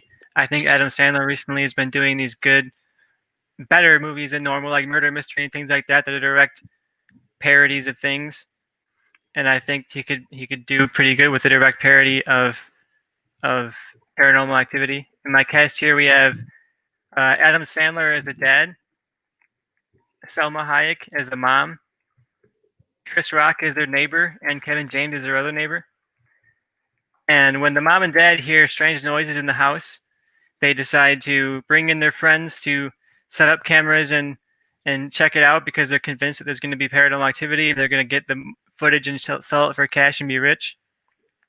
So they set up the cameras all around. They use webcams. They use Kinects. They use GoPros. They use all kinds of stuff that they can find in the garages and prop them up on like tape together sticks and things like that. It's not at all a professional setup, but they're filming this movie to try and catch paranormal activity on camera.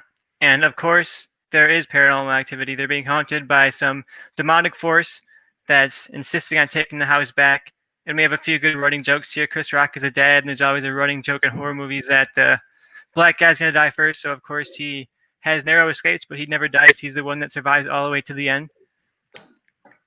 And I think Kevin James as their nosy neighbor is pretty interesting. I can see him playing that role really well. He has that sort of fun personality. I can see him nagging them as they go along the way and getting scared by all the crazy stuff.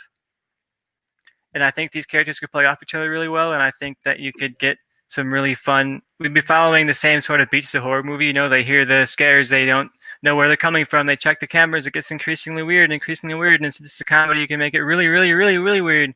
And stuff is happening where, you know, chairs are flying all over the place, and the dad's still like, I don't know, it doesn't seem like paranormal to me. And you could do that kind of parody, tongue-in-cheek thing, and I think Adam Sandler could pull it off well. So that's my pitch. Right. Can I ask real quick, who's your director? Do you have one? I figured it'd be the director of Grown Ups. I thought we had to use like the same everything, so it'll be Dennis Dugan for Grown Ups. Okay, that's fine. Mason, what's your? All right, so I have Paranormal Activity set in space is my rule. Okay. Now, my cast, I feel like it's very, very important for found footage movies of any kind. especially like Paranormal Activity, to have no-name actors, so no one anyone's ever heard of. It's kind of important for found footage movies to, even though we know it's a movie, to have that element that this could be real. This footage crash landed to Earth. This is found. This was what happened. Yada yada. So, set aboard the International Space Station, one day suddenly all communications go out. Now, initially the tension is driven by this and the group desperately trying to reestablish calm. So all footage comes from on board the ISS, either from mounted cameras or those big, goofy, clunky camcorder-looking things that they have. Now, initially, things start to malfunction, and things go from bad to worse as people are launched out of airlocks. The oxygen supplies start depleting, and someone thinks that there's a saboteur on board. Countries start to lose trust in one another. Americans, Russians, the Chinese, they're all clashing on board the ship until eventually the crew starts to realize they're dealing with something otherworldly. Now, you see the typical Paranormal Activity, things get worse and worse. The demonic possession starts escalating, and people die one by one until eventually someone is able to take the one escape pod and take it back to Earth. And the film ends with the person interviewing them as they crash land their pod into the ocean. And they get out and they are interviewing CNN. And then you can see that the demon has come to Earth. The man, you can tell, is possessed. Bum, bum, bum, bum, bum. Faithful Paranormal Activity style, whereas... Okay, and then I'll save the fighting for the fighting part. Sorry. All right, Bobby, any thoughts before any questions? I don't really have any questions. I have a preference, but I get both movies. Yes, I just kind of want to hear them fight it out. Yeah, I don't really have any questions. Mason, I asked Tristan the same question. Who's your director? Dan Trachtenberg. He's shown his capability with 10 Cloverfield Lane of creating suspense in tiny places, such as the downstairs bunker there. So I think he would do a good job. All right. Yeah, I don't really have any further questions. I just want to see you guys fight each other. I don't think Paranormal Activity should be set in space. I think that's where the thing is. I think that's where all these other horror movies are. And I think you set it in space, it just feels like Cloverfield Paradox. It feels like the thing is not set in space. Just because your remake that you're going to say is set it will be set in space in a few minutes. Right? Spoilers. It's not surprising though. Yeah, no, I know. That was what I was going to do, but it just felt like too easy. So I put Paranormal Activity. You didn't make Paranormal Activity. You made like Marlon Wayne's Haunted House 4. Like it's not Paranormal Activity in any way. It's like a goofy, silly comedy. It's not going to be a comedy horror. You can't have Kevin James and Adam Sandler and all those guys be taken seriously in a demonic possession movie. It's just not going to work. You've made a comedy and probably a pretty bad one. Well, I think I did make it a comedy. I think I made it a good one, and I think you could infuse a horror in there a lot. I think that all of those actors have done more serious performances. You know, Adam Sandler is being praised up and down for the one he just did with the Safdie brothers. And what really makes your movie a Paranormal Activity movie besides the title? Like it doesn't. In the house, the hidden cameras. Everything in there is Paranormal Activity. A family doesn't believe it, but ghosts believe it over the course of stealing more footage, and a demon in the house possessing people. It's all Paranormal Activity. It feels far too campy to me. Do you remember the original Paranormal Activity, like the reactions that theaters got when it was like the first time since Blair Witch that we'd really felt something like that? Like it was truly, truly scary. And I feel like on the International Space Station, like that's an opportunity. It's so claustrophobic. You really get to capture that fear again that the sequels for Paranormal Activity have kind of been missing out on as they've tried to get bigger in scope. This is in space, but it's smaller in scope. It's so confined and trapped that it's really going to bring up the tension, whereas yours just lets all tension go out the window. I think we've seen more than enough like passable found footage movies, and I don't really need more of them. Like we've seen rip-offs of Paranormal Activity in space. We've seen rip-offs of Paranormal Activity underground. We've seen Paranormal Activity set, in a farm probably. Everyone tries to go for these hidden footage. Oh, I found aliens. Oh, I did a party at my house. Oh, it's turned into a horror. I found a superhero. There's enough like mediocre passable found footage horror movies. There's not enough scary movies or haunted houses. I think there's like 4 haunted house movies. What's the difference? It's the same movie. Those are found footage comedies with shitty actors as well. I think these are good actors that could pull it off. Adam Sandler's been doing good in his direct parodies. He doesn't do good when he goes off and does these like blue comedy Jack and Jill things. He's good when This he sounds takes to me tropes more like like Jack and Jill than it does Uncut Gems. You're going to get bad Sandler, not good Sandler in this. well, I had to use a cast of grown-ups too, so you're not looking for like amazing performances. You're looking for comedic performances that are going to be enjoyably funny and bring in the tropes of Paranormal Activity to that. I get that you had to use the I grown-ups. have my mind made up on the use of the grown-ups cast. Is there any other? I just don't think this was the right place to use the grown-ups cast. I think Paranormal Activity has to be no-name actors. It's like part of what makes found footage movies fun is that it's found footage, not a Hollywood remake. That's the whole point. All right. Does anyone have anything else? I like Right. Tristan's shirt. All right. Bobby, do you have any final thoughts about this pitch?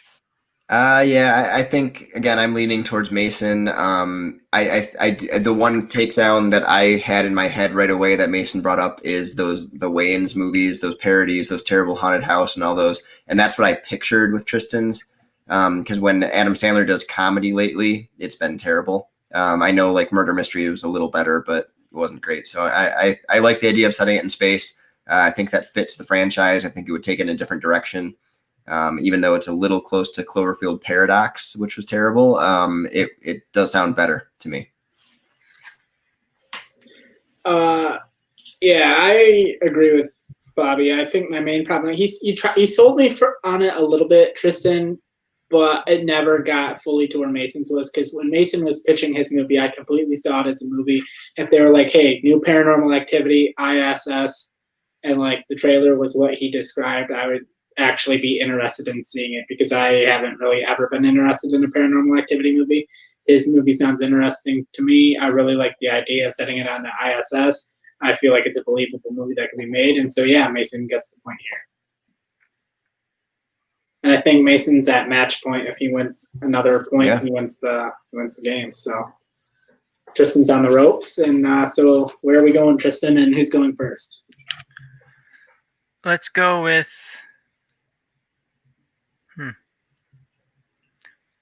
I'm going to say the Blob. Wow. And Nice. Mason can go first on that. All right, so the Blob, it got a 66% on Rotten Tomatoes, which is never really accurate, because any movie that came out like years and years and years before Rotten Tomatoes existed, they're never really close to where they should be. So 66% doesn't mean anything for this movie. Wikipedia describes it as a science fiction horror film starring Steve McQueen in his feature film debut. The storyline concerns a growing corrosive alien amoeboidal entity that crashes to Earth from outer space inside a meteorite. It devours and dissolves citizens in the communities of Phoenixville and Downingtown, Pennsylvania, growing larger, redder, and more aggressive each time it does so, eventually becoming larger than a building. So, Mason, what is your version of the Blob? Okay. First time I saw the Blob was in film class a couple of years ago, and it's not great. It's nothing special, but I think there's a lot of opportunity to make it fun. So I decided to cast the grown-ups. That's the rule I use. Cast the grown-ups in the Blob. So the movie begins similarly to the original, with a meteor crashing to Earth, this time behind a trailer park. We see one of the occupants of the trailer park start to wake up as he hears the crash, and it is none other than Rob Schneider, playing Rob Schneider. He grumpily goes to investigate, poking the meteor with a stick, when goo attaches to his arm and he lets out an eerie scream. Cut to a Hollywood studio lot. We see Adam Sandler, Kevin James, Chris Rock, David Spade, Steve Buscemi on set for the filming of Grown Ups 3. Whatever scene they are filming is horrible. After they cut, Adam is told by his assistant that Rob Schneider is waiting for him in his trailer. Adam seems annoyed that Rob was let past security, because clearly Rob Schneider has fallen out of favor with society. He's living in a trailer park and some sort of scandal must have occurred. Adam meets with Rob in his trailer, and something's clearly off about Rob. The two get into an argument, and right as Adam tries to leave, Rob reaches out and grabs his arm. Slowly, he begins to absorb Adam Sandler into his own body and becomes much larger Rob Schneider. Now, without Adam, production halts on Grown Ups 3, and the world begins to search for him. The authorities know that the last person he was seen with was Rob Schneider, so they go to check out Rob Schneider's trailer park, as it's his known residence. Now, at the trailer park, it's an eerie scene. There's no human or animal left. It appears they all have vanished. The only thing they notice are footprints the size of buses. The rest of the movie, we see one by one, the cast of the grown-ups start to disappear until only Steve Buscemi remains. Now, Rob Schneider has grown to the size of a 2-story building, and Steve Buscemi joins the fight against him. Nukes aren't working. Guns aren't working. But Steve Buscemi used to be a helicopter pilot for forest fires. So he organizes a plan, and they get a bunch of helicopters, and they pick up evil giant Rob Schneider, the Blob, and drop him into the Antarctic, faithful to the resolution of the classic 1950s film. Rob Schneider is Rob Schneider in The Blob. All right, and before Tristan starts, can I ask you a quick question of how you explain the visuals of a guy with shoe prints the size of buses, yet he is only 2 stories tall? 10 stories tall, very big. However, big okay. I was going to say, I don't think the scale quite works that way. Yeah. He's so big that the nuclear weapons are not working. That's how big. He's Godzilla, all right? He's fucking huge. All right. That, or maybe his proportions are just off now, just because of that. Like giant feet, who knows? All right, Tristan, you're up with your version of The Blob. All right, well, The Blob is called The Blob in Space. Because it's set in space, that's my use of the rule. And it's directed by James Gunn. So we're going for sort of that fun tone, but also violent that James Gunn can bring into his movies, like in Super and things like that. And my cast here is Rainn Wilson as a nerd who is on the ship, Ellen Page as like a rebellious kind of delinquent, Chris Pratt as a womanizer on the ship, and John Cena as a big buff jock.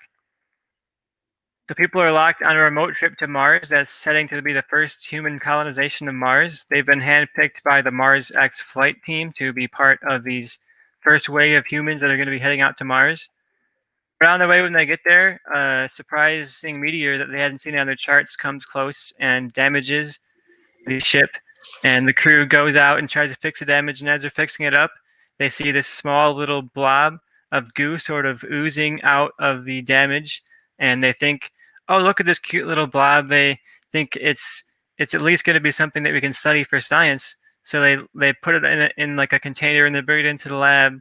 And as they're experimenting on it, the blob breaks out of the lab container and infects the doctor. So the doctor becomes absorbed into this blob that's sort of growing and deforming in shape and slowly oozing its way through the halls of the ship, eating people and eating things one by one and growing and starting to crush the walls of this ship and close it on people. So we see these characters having to work together because they're people who are not supposed to be in space. They're just humans who were sort of picked to be on this flight, and suddenly they're having to work together, understand a spaceship, and fight this big, massive, growing blob while they're fighting also against each other, trying to fight for leadership, but eventually, having to work together to fight the blob and stop the ship from crashing. And the last scene, you see them landing on Mars, but you see a little tiny hint of maybe the blob is on the ship on Mars, and it's about to infect the whole planet. That's my pitch. All right. Bobby, any thoughts or comments? So mostly for Mason's, I want, again, I like seeing tone of the movies, and I couldn't quite tell because it sounded very serious, but then you have the cast of the grown-ups. I just kind of want to get a general sense of tone. And for Tristan, it's more of, I really do like the pitch, but it sounds very similar to Life and to a Cloverfield Paradox, like I mentioned earlier. So how's it going to differentiate itself from like those kind of contained horror movies on a space station? I'll go first, and I'll say I think James Gunn's style can set that apart. I think, if anything, James Gunn can take something that seems kind of worn, like, oh, a team of superheroes go on an adventure, and he'll make it really fun and exciting. He'll take, oh, a guy becomes a superhero, and he'll make that really kind of fun and exciting and being a totally new take to it. He's even going to take something that kind of failed, like the Suicide Squad that didn't really go over well with people, and he's going to take that and put his style to it and make it even better than it's ever been before. So I think James Gunn can take, sure, this kind of premise has been done before, but I think putting James Gunn's behind it, his skill, his talent, his bring as a celebrity director, I think that could make these actually good, because it wouldn't be like some Netflix bait like 10 Cloverfield Paradox. It wouldn't be some like, I don't know, B movie like Life. It would be something that they're investing in and that they're really putting a creative director into. So I think it can make it good. Okay. Yeah. And from the tone of my movie, if I somehow led you to think that it was serious, I apologize. I'm going like 80% comedy, 20% horror, and that's why I didn't mention the director. The director is Drew Goddard, the guy who did Cabin in the Woods. That makes sense. I think he can very well have those elements of horror that we know and love, but still for the most part maintain the comedy. And this is really the only way to make the cast of the Grown-Ups work, is to make them self-aware as the cast of the Grown-Ups, because they don't work as actors, but they work as people, right?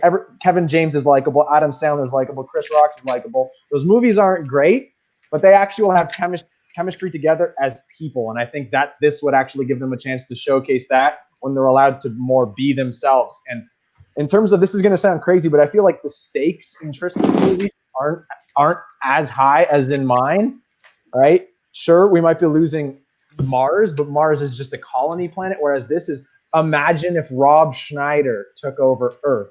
That's not something nobody wants to see. It's the dystopian hellscape, so I feel like it's going to be even more intense. Okay, yeah. All right, and Mike, I have a question for Tristan. Is basically, I don't know much about the Blob. I've never seen it. I was supposed to watch the trailer before this episode, but as with most things, I forgot. And one of the things I know about the Blob is like you see it walking in the city. Am I wrong on that, or rolling? I would say it's in the original. It's just like a ball of goo. It's not. It doesn't walk. It doesn't have legs. But it like goes through a city, right? Yeah, it goes through a city. It throws buses around. It does also. All right, yeah. So my question for Tristan is: does your movie have anything like that? Well, they'll be going through this big ship, so you can have a really iconic scenes where they're coming through like the engine. They're charging towards the engine. They got to stop it, and it's getting bigger and bigger, and you can see that it's coming through a hallway and expanding the hallway, and as it's going down, I think that gives it a scale of like scope, even a small place. I respect that. All right, yeah. I want to see you guys fight it out, unless Bobby has anything else. No, I'm good. Right, yeah, I just fight it out. Yeah. Well, I think you gave yourself points last time for using the rule creatively, and now you're not. So I think you get to be called up for that. Putting the grown-ups cast in the Blob is like the most obvious choice of the list. Like, oh, the one that's a goofy 50s movie, let's put the comedians in it. And that was what I initially thought. And then I realized, well, I could do something actually interesting instead of just making a goofy B movie into another goofy B movie.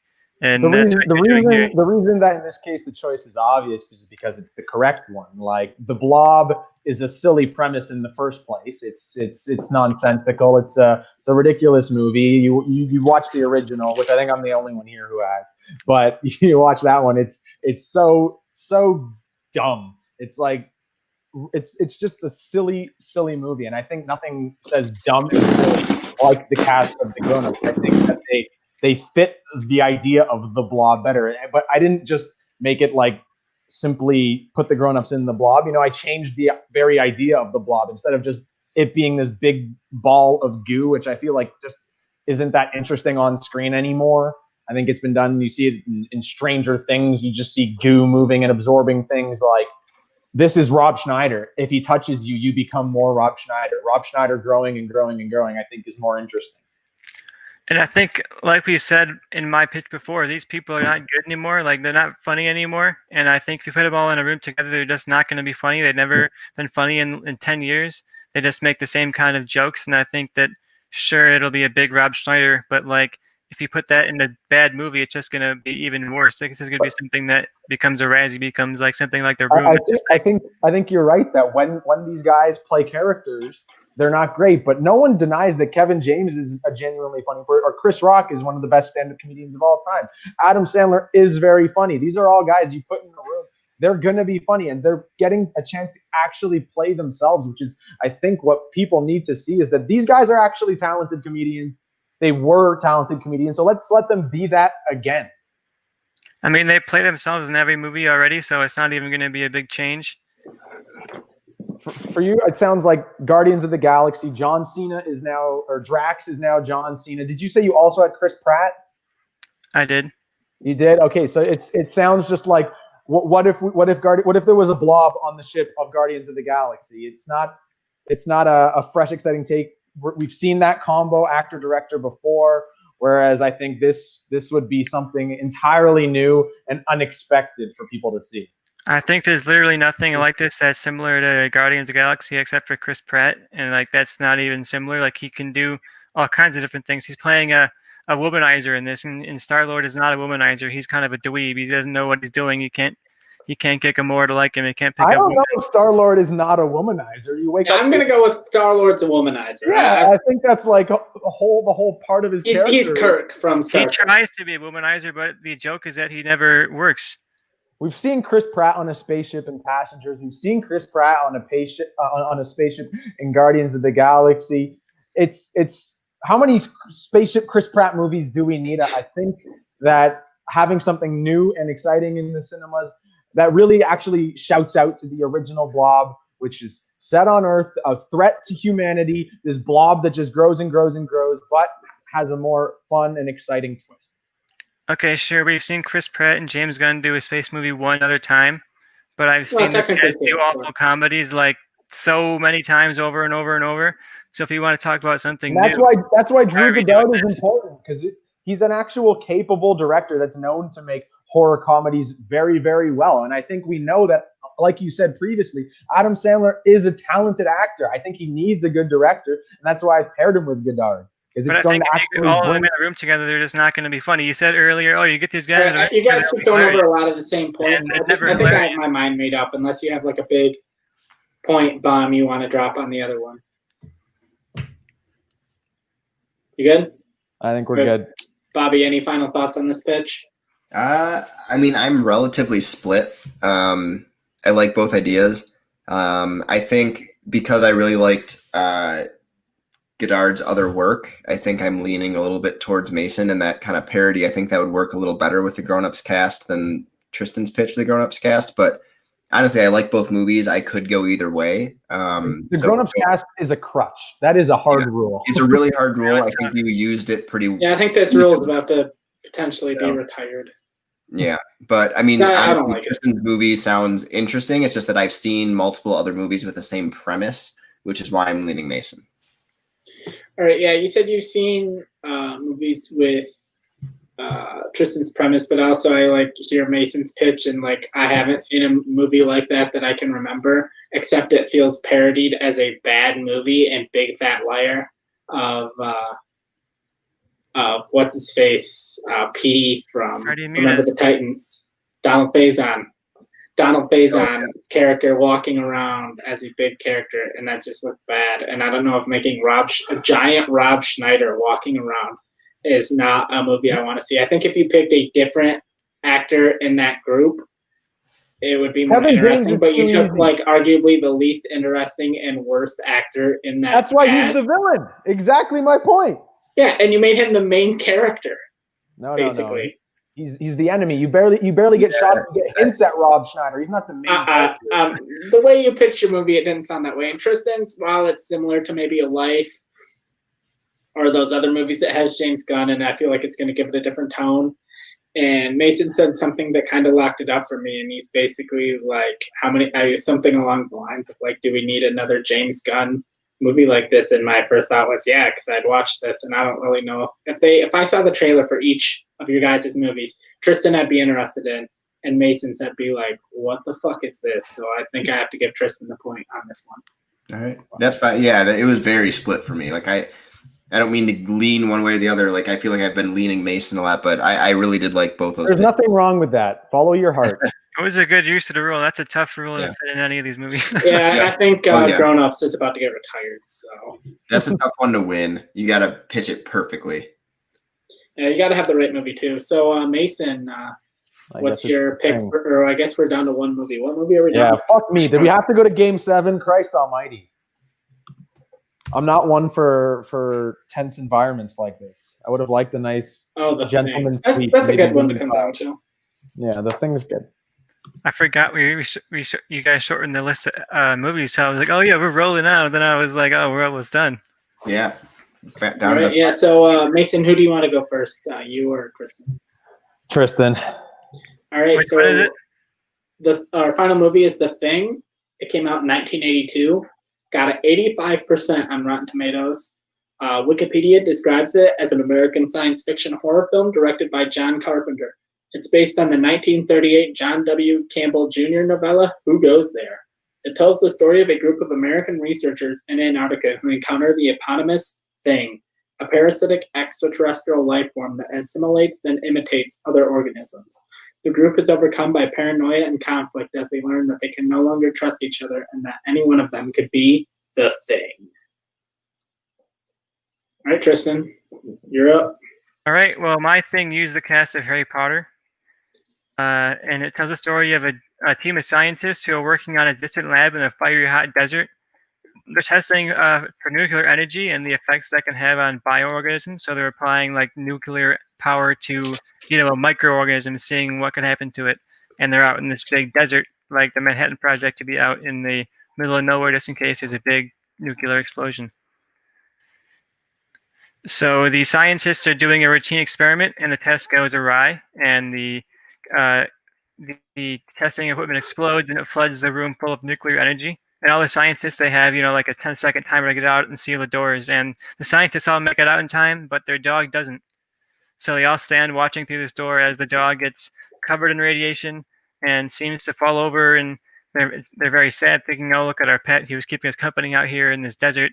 And then it kind of plops back up, and it walks around fine. And they open up the door, and the dog comes out, and he seems good.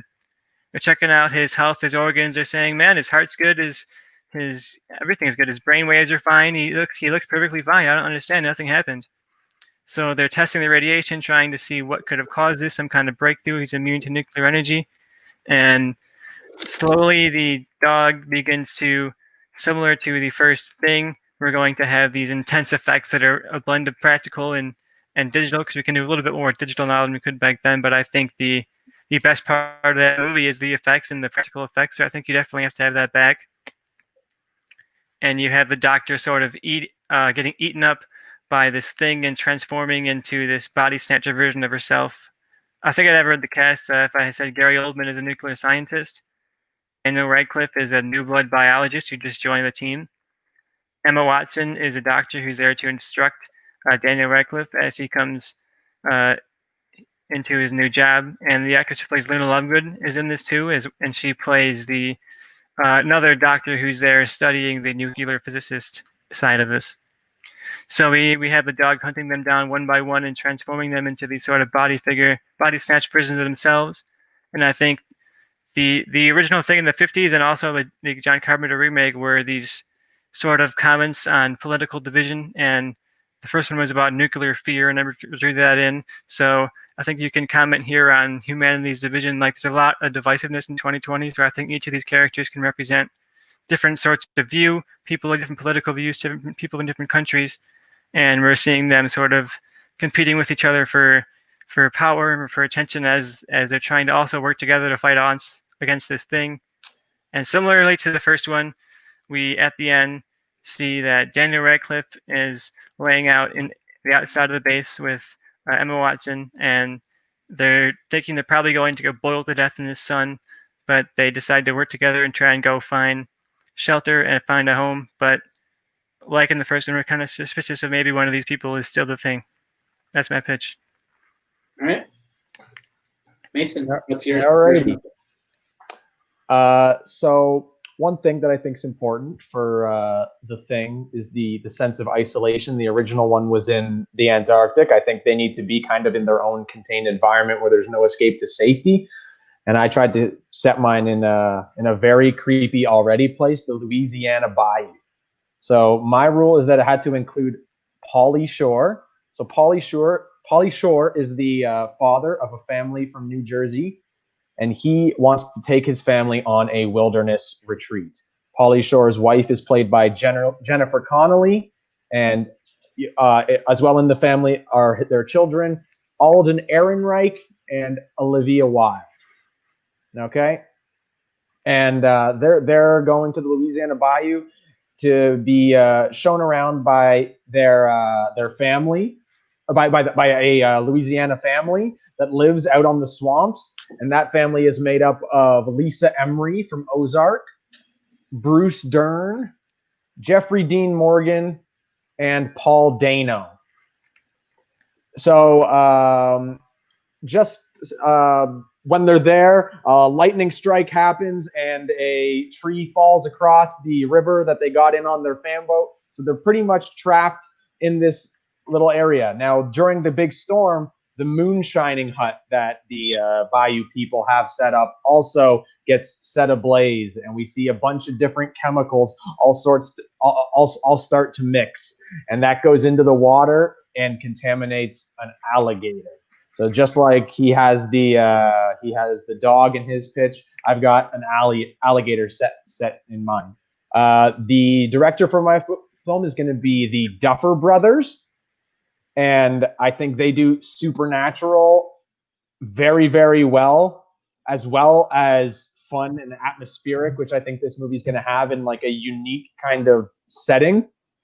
So we're going to get to see, like Tristan said, I kind of wish I went first, the division as rednecks from the South have to work with a progressive family that comes from Jersey. And together they slowly start to be picked off one by one by the alligator, and they do the imitation thing. And we need a character to kind of explain away the science of all of it, because he's got actual scientists. So I've got Olivia Wilde, by the way, is a biologist, so she can kind of explain what's happening. We've got one of the greatest scenes in The Thing, is when they're burning the blood. They're heating the blood to see, because it reacts differently, the like imitation blood. And so that will be done over like an open fire, real country style. Everything's going to be in this dark, gloomy, marshy setting where there is no escape. That's my pitch. All right, Bobby, do you have any questions for them?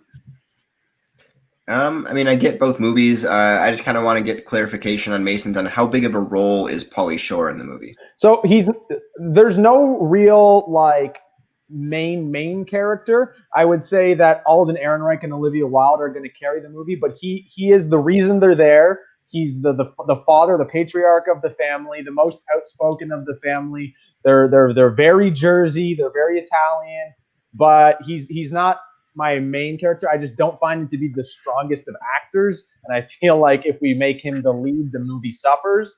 Mm-hmm. But I still think he's a decent enough character actor and can play that role well. That's exactly what I was looking to hear. So now I'm just ready to hear him fight it out personally. All right.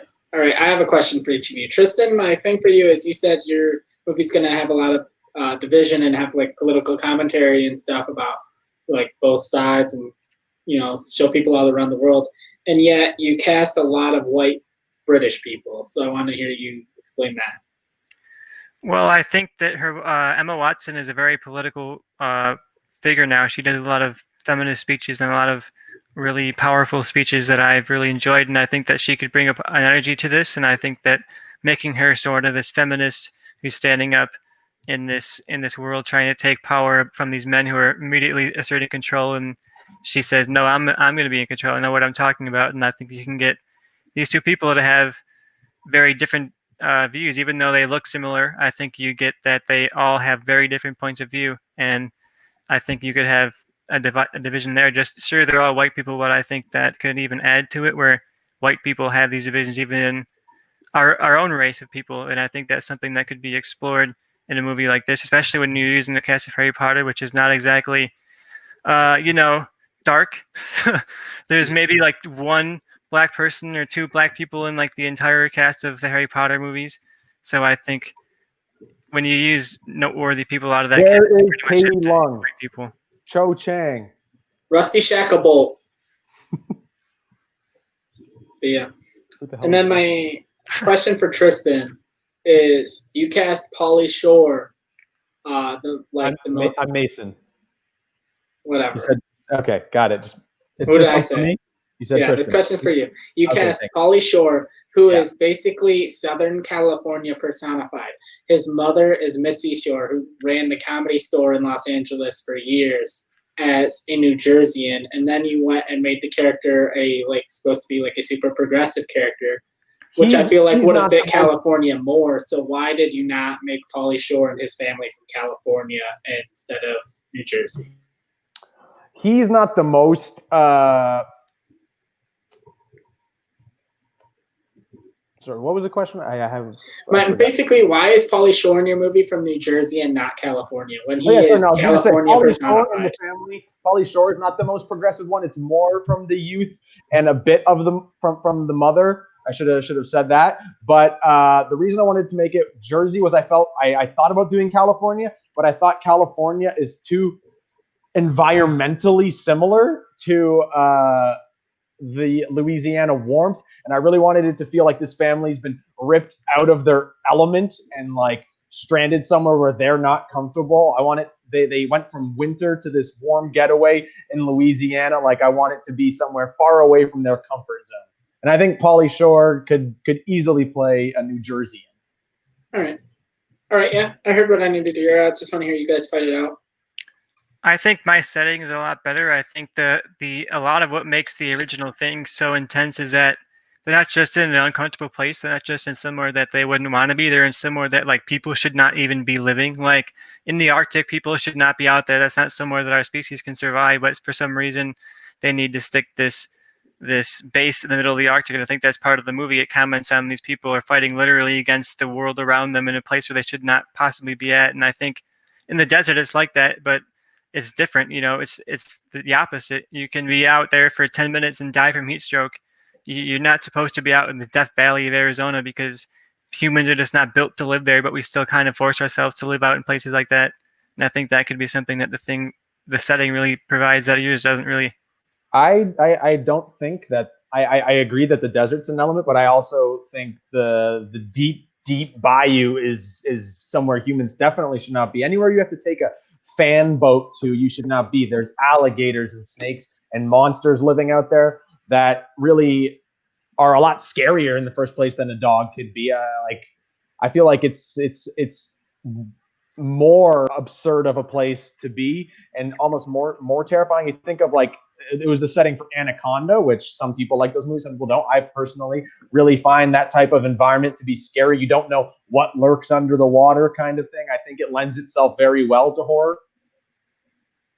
I think yours is a place that could get out way easily. Like, sure, there's water, but like you can get a boat. You can walk somewhere that doesn't have water. And I think when you're in the desert, unless you're specifically being like airlifted by a helicopter, you're not going to get out of there alive no matter what you have with you. I feel like it's a lot harder to escape deep in the bayou. When I said that there was a storm that knocked down their one way in, that completely covered it with logs and trees. You can't just walk through a marsh. You can run on ground. You can walk on ground. You can drive a car on ground. If you can't get through the waterway, you are stuck. And the only way to go anywhere is through the water, and that's where the real horror comes out. I also feel like my cast is awesome. I feel like Bruce Dern and the chick from Ozark, Lisa Emery, are great. Paul Dano doesn't get enough credit, and I think could be a really, really interesting, creepy Southerner. Jeffrey Dean Morgan, Alden Ehrenreich, and Olivia Wilde. I think Alden Ehrenreich's awesome. I think people should get tattoos about movies that he's in. I think he's. Oh yeah, they should. Oh well, I didn't even realize. Yeah, so. I think it's just got a superstar cast, and I think it's a very unique setting for a horror movie. There's not many set in there, whereas in the desert you've got like Hills Have Eyes, you've got various other things, whereas it's like the bayou itself is scary to me. Sure, I get that, but I also think that mine adds to it with the nuclear energy as well, because I think that's something that would throw back to the 1950s thing, which was the core sort of debate of the 50s. It's like, oh, they're going to destroy us with nukes. What do we do about the nukes? And then that was what they used to boost the thing from that movie. And I think bringing that into this movie would be an interesting way to connect it to these previous forms of the thing. And I think yours doesn't connect as much.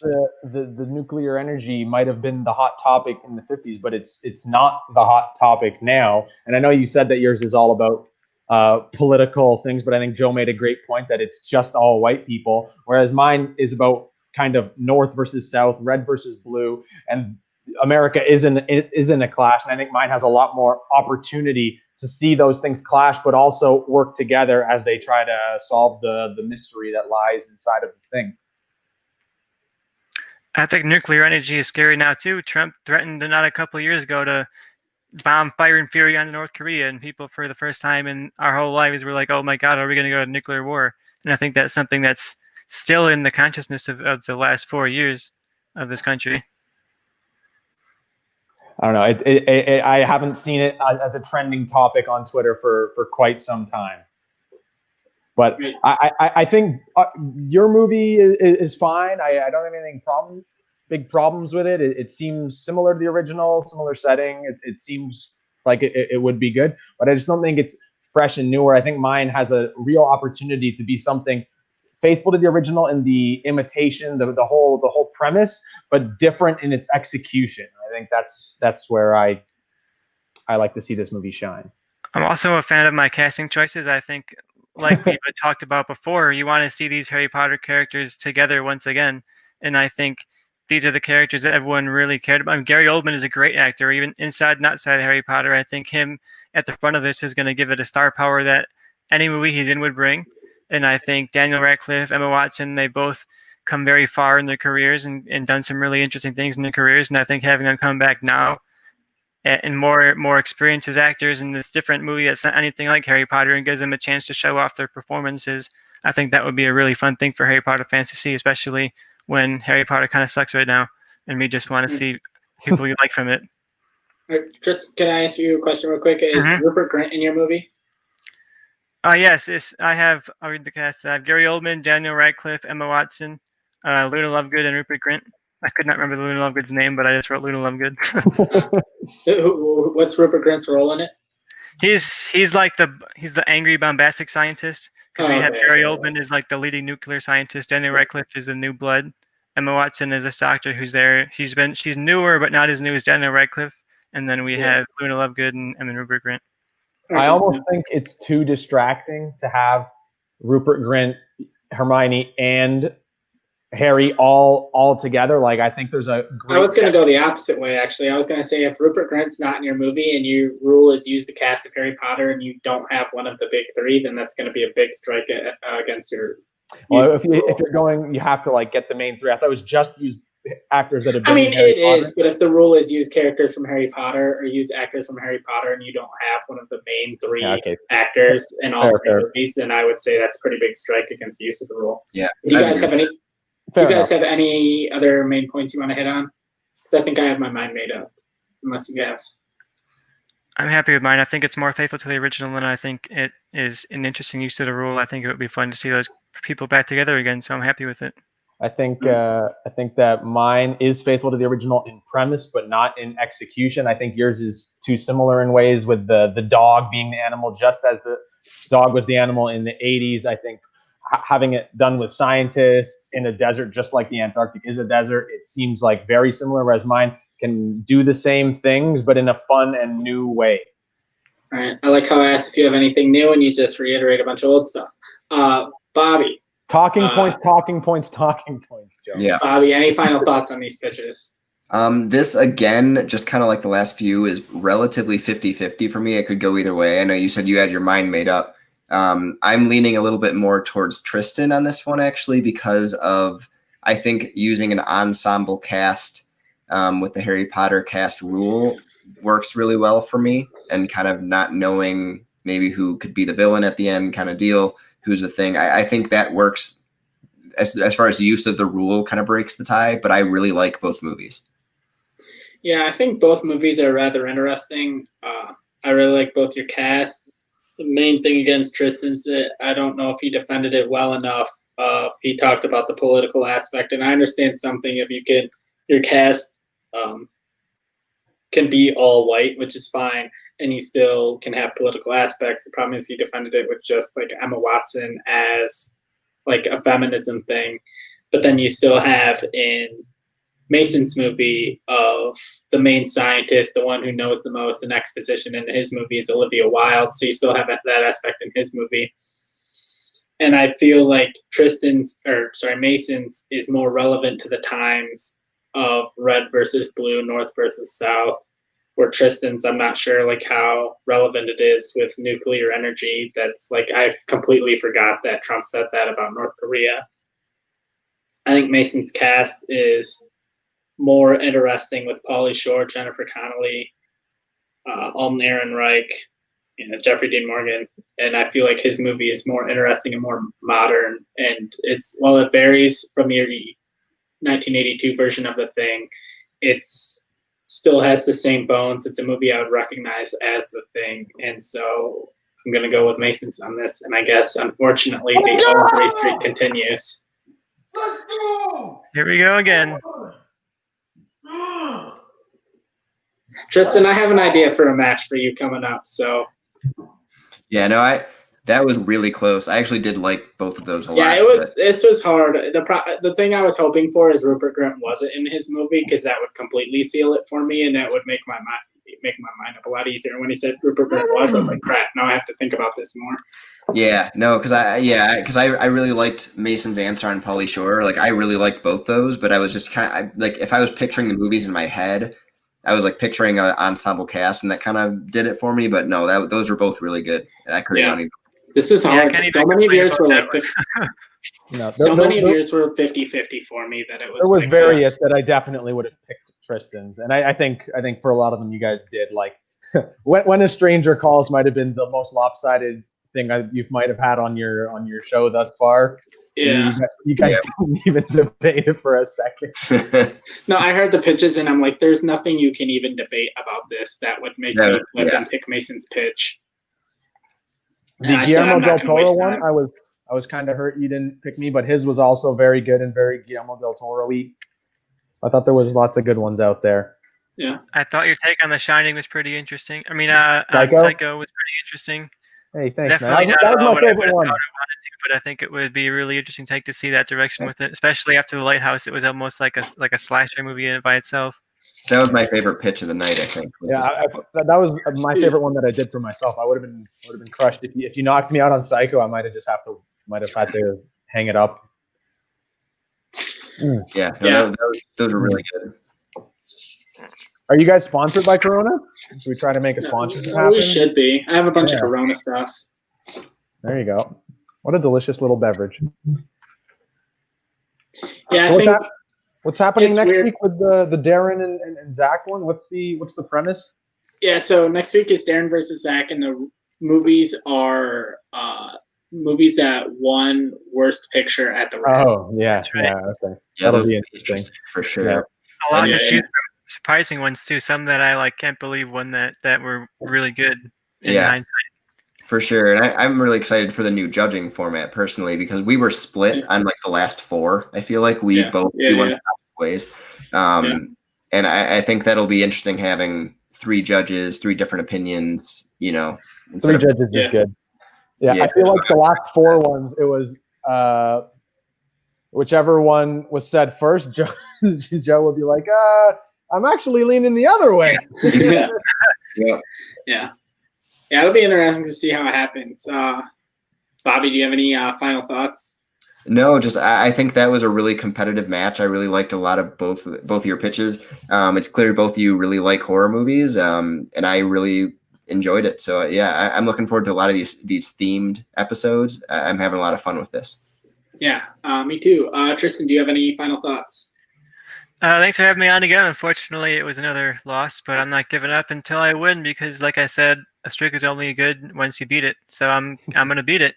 I'm coming back. All right. I'm surprised you haven't won yet. I thought you did a fucking good job today. So you must have been facing like Bobby or some stud of his caliber. Yeah, my only one win is against Tristan, but Is it really? Yeah. That's funny. Yeah, so my plan actually is, I think we have two new people next week and two new people the week after. And what I want to do is have the two losers of those two matches face each other, and the two winners of those two matches face each other. And then the ultimate loser of that, who's going to be 0-2, I want to face Tristan. So somebody who is so we have 0-2 versus 0-3 against each other, and one of them will get a win. And that's my plan. I like that. I have a question for everyone. Since we said Slender Man as our movie for the 2010s, and we should pretend that movie never existed. What's your favorite recent horror movie, everyone? A Quiet Place. A Quiet Place, okay. Joe, same for you? The Vivitch, yeah, okay. Mine's It Follows, but those are all very good choices. Big fan of all of them. All right, cool. All right. Yeah, I think like, subscribe, comment, do all the things. I don't think we have any podcast reviews, so get off your lazy asses and review us on podcast form. Yeah, let's see some 5 stars up there. Give it that 5 stars. I think that's a wrap for the day. Thanks for having me on, guys. It's been a pleasure. Good fight, Tristan. See you guys. See you later. All right. Yeah, Bobby, just anytime.